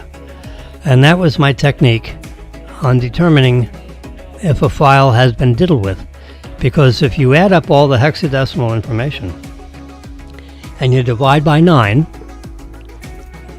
otherwise the numbers are big, and truncate the last 7 digits, so it's like in the order of magnitude of millions, and match that up with a number that's written in the header. If it doesn't match, it's a unauthentic image. Dr. Lee loved it. He loved it. Yes, he did. He said, "I'd be happy to co-author a book with you." I said, "Would you sign the book cover, please?" I actually didn't ask him to sign anything. He's a smart guy. Now, I met him like 17 years later, and I gave him that picture. I made like 5 of them because I figured he'd be there, his wife would be there, his wife's mother would be there. He would have a bunch of relatives with him, plus his friend Hank, which he stayed with when he visits. He likes to play golf, and he plays. He plays Howard. Yeah, his name Howard.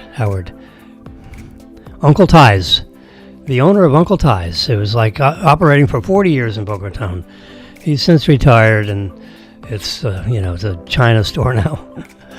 Anyway, he plays whenever he visits his friend Howard in Boca Raton. He plays golf with him, and there's Dr. Lee. So when I knew Rob, so there's Robin in the middle, daughter Robin. So Marilyn, wife Marilyn, who is a member of the esteemed Rotary Club, known as one of the leading clubs in Florida for fundraising and all this kind of stuff, because it's all about charities and that kind of thing. And so Marilyn says, "Guess what?" I said, "What?" She says, "Dr. Henry Lee is going to come to Rotary Friday. Do you want to join us for lunch at Rotary?" I said, "Well, of course. Are you kidding? Dr. Henry C. Lee? I haven't seen him in 18 years. She knows the story. She's heard it 1,000 times. Because I never tell a story only once, and I always circle back. Because there's always a story within a story within us. Anyway, I made 5 of these photographs. And I said, don't tell Howard, the Uncle Ty's restaurant guy, don't tell him, who is not going to tell Henry Lee, that I'm coming. Because he's not going to know anything about it. And I'm going to sneak up behind him. And well, actually, he was standing up. It was like a cocktail hour where you stand around with iced teas. Because you don't drink at the Rotary Club at lunchtime. Because you've got to go back to your place of work and do something important. So we're standing up there drinking our iced teas. And I have, I got like a sport coat on. And he's kind of dressed up. He's not wearing his supervising fireman shirt. I have no logo on my shirt. Yeah, I went incognito. I would introduce myself as Robin's father. No problem with that. At this forensic meeting they had, important forensic meeting. Everybody loved to meet everybody else in that big U-shaped table. Remember, I told you about that on 2.5 hours ago. So everyone's standing around with their iced teas or lemonades, and I go over to Dr. Lee and I says, "Dr. Henry C. Lee, may I introduce myself?" "Mr. Wilson, how are you?" The guy with the slingshot. "Hello, Mr. Wilson." I said, "How are you? I'm so happy that you remember who I am. I'm impressed. Your memory is fantastic, because you've probably met 14 million other people between now and then." So I whip out 5 of these photos. They roll like in a nice little envelope. I said, "Take a look at this photograph." He said, "Oh my God, may I have this?" I said, "You may have all 5 of them." He immediately runs over to his wife. He said, "That's the guy." They must have been talking about me at dinner,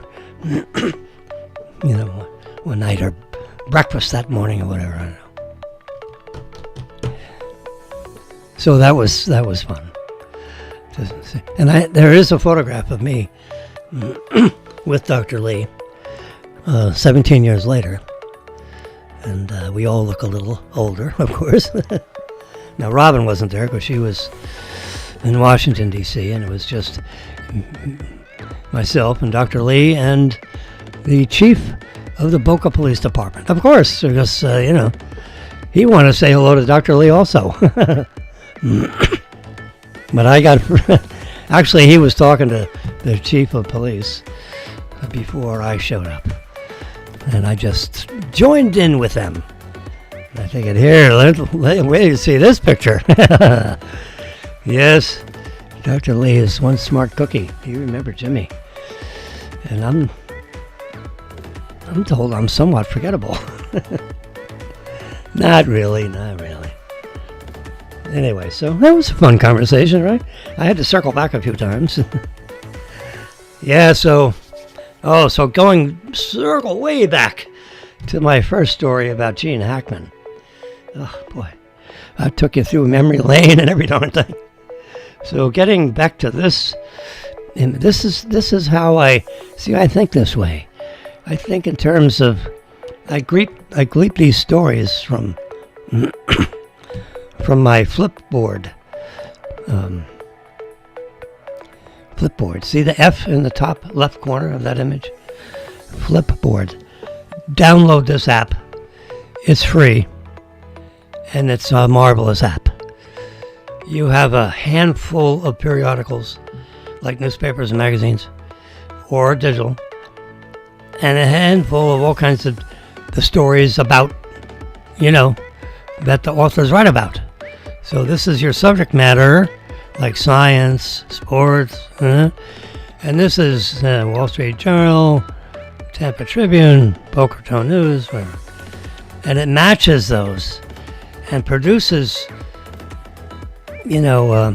online, up-to-date digital newspaper of specifically for you, because it has your periodicals and your areas of interest, and it merges the two to create a digital thingy for So I page through this every day. This is how I get my news. Yep, news and information and whatever. Anyway, so what happened? What I think happened in the morning, whenever she takes her heart medication, she was walking around because he was found either in the mud room, and if you live in New Mexico, you know what a mud room is. I think it's something like a sauna. We got a fireplace in there. It's all made out of mud. And it can be a TV room made out of mud. It can be, some people have it like a sauna. Wet sauna, dry sauna. It's in the desert, probably dry sauna. Or it could just be a room with a log fire. And, a little window over there, like an adobe mud room.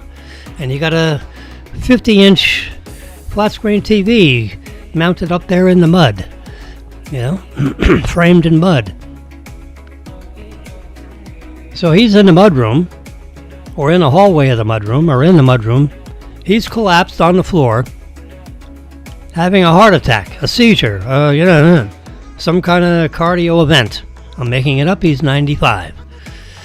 She goes running into the kitchen, hallway, bathroom, sunroom that's somewhere near the mud room, considering it's a 12,000 square foot,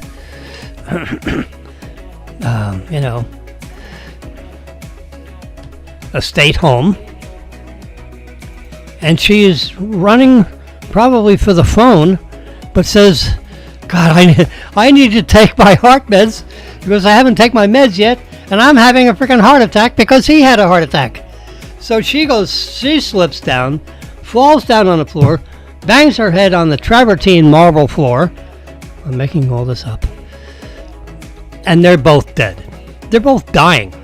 Maybe they're both having cardiovascular events, but no one can come to their aid because she never got to the phone.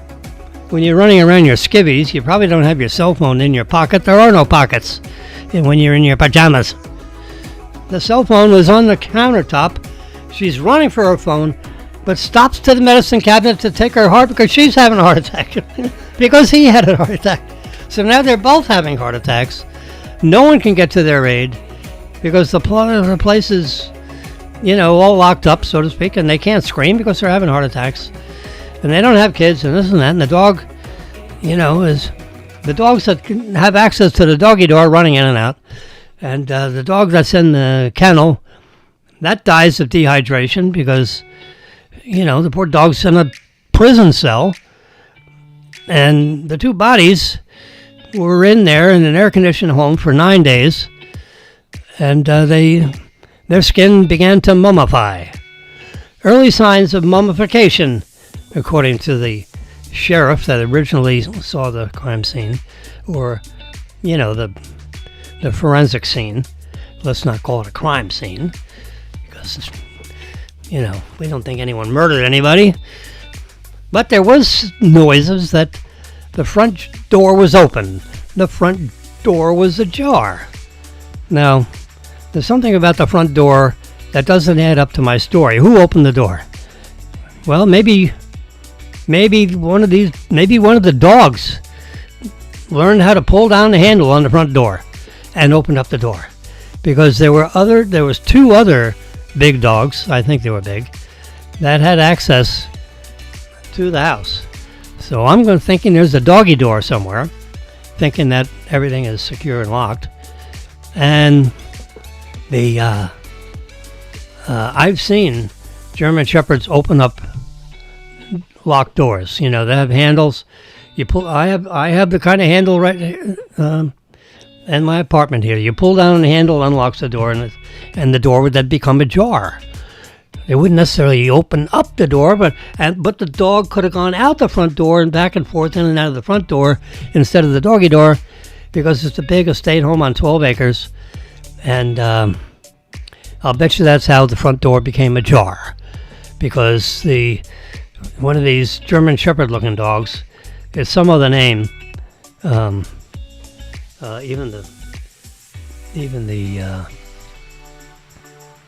what do you call it,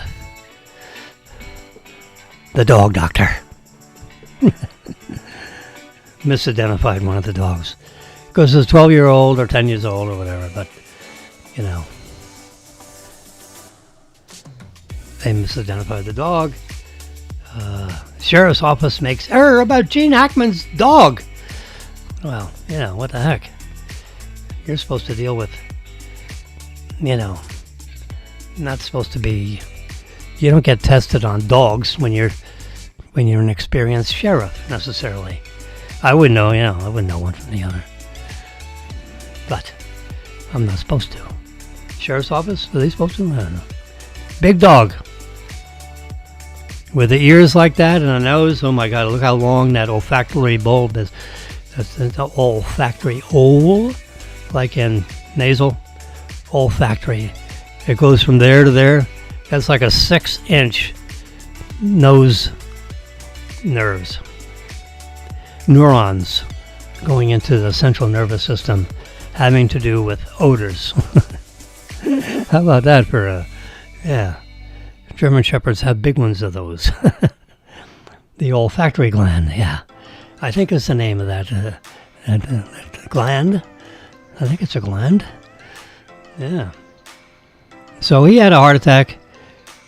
She ran by her medicine cabinet, and she was taking, I'll bet you that bottle of pills down there was losartan or some kind of a, heart medication thing to help you with palpitations. Yeah. I think Marilyn takes losartan. Losartan sodium. Little pills. Yeah, little round white pills.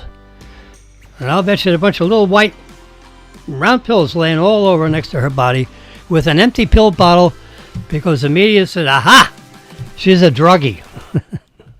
Died of an overdose. He had a heart attack. Story completely wrong. He had the first heart attack. She runs for her pills and falls down, and she has a heart attack because she never got a chance to take her pill and could never get to her cell phone or the phone or the emergency button or whatever. People like that, they don't have a thing around their neck, push here for emergency. No. Not Gene Hackman. Are you kidding me? You just scream. He's got a wife 30 years younger than him, 31 years younger. Catherine! I think I'm having a cardiac event. Please call the ambulance. I think he had the first heart attack. They can never, he had a pacemaker, so he had problems with having a steady heartbeat. I think pacemakers set the pace. You turn them up if you're going to run around. You turn them down if you're going to sit down on the couch. Actually, you don't have to turn anything. It does it automatically. Yeah. So that's... Now, the toxicology report is what takes months and months. Remember, I circled around that story. Well, for people like this, I'll bet you the toxicology report will come out in 1 week. This story, now the first Gene Hackman story, let's see. I'm looking through my pictures here. Because remember, I deal with pictures. I'm a picture guy. So I'm going back up this to see the first time they wrote about Gene Hackman. Bingo.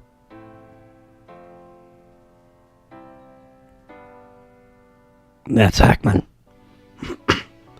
Now that was Thursday.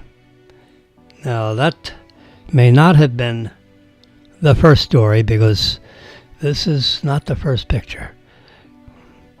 But if we go back a couple of days before that, jeez.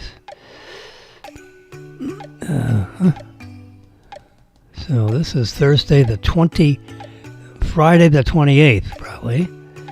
And we go back in time a little bit. Let's do this. Yeah.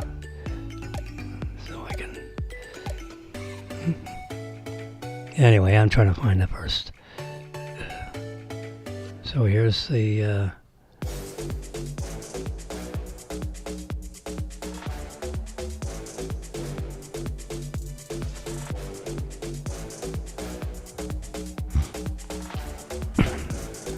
What's the date on this one? That's Friday, yeah. Friday. Gosh darn it. Sorry, these digital images there. See, Friday the 28th at 3 p.m. This story popped out. There you go. That's apparently an earlier picture. Because she doesn't look like 95 there. She's just a attractive Asian American. Yes.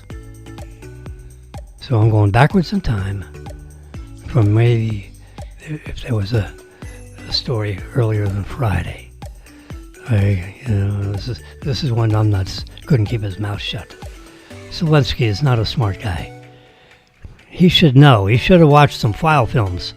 You don't debate Trump in open court with the news media about the fact that you want to fight this war till the end of time, because Trump's saying, no, I'm not on your side. I'm on America's side. You don't seem to understand.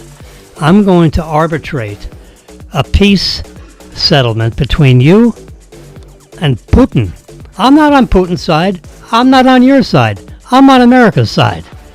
And you're not going to fight this war, and I'm not going to give you another $300 billion like my stupid predecessor. You know how Trump is. He does not mince words. He'll call you stupid, you dummy. I haven't heard words like that since I graduated from high school in Roslyn, East Hills, North Shore of Long Island. I grew up with a whole bunch of people like him. I was 11 streets away from where he grew up. Towards as Booz Allen. I was trying to think of that name a while ago. There, up. Friday the 28th at 7:46 a.m. Gene Hackman and wife and dog found dead in home under suspicious. This is not the first story, because I don't think the first story said anything about suspicious. So maybe it's Thursday. Let's see. I'm just going back in time. I'm just paging through this. Thursday. There you go. See, Thursday. Chilling twist. That's not the first story either. Chilling twist? No, that wouldn't be the first story. No. That has to be at least the second story. What's this one? Gene Hackman and wife and pet dog found dead in home. Thursday morning. The bodies of two-time Oscar winner, 95-year-old, and his 64-year-old spouse, Betsy. I think I called her something else. Betsy.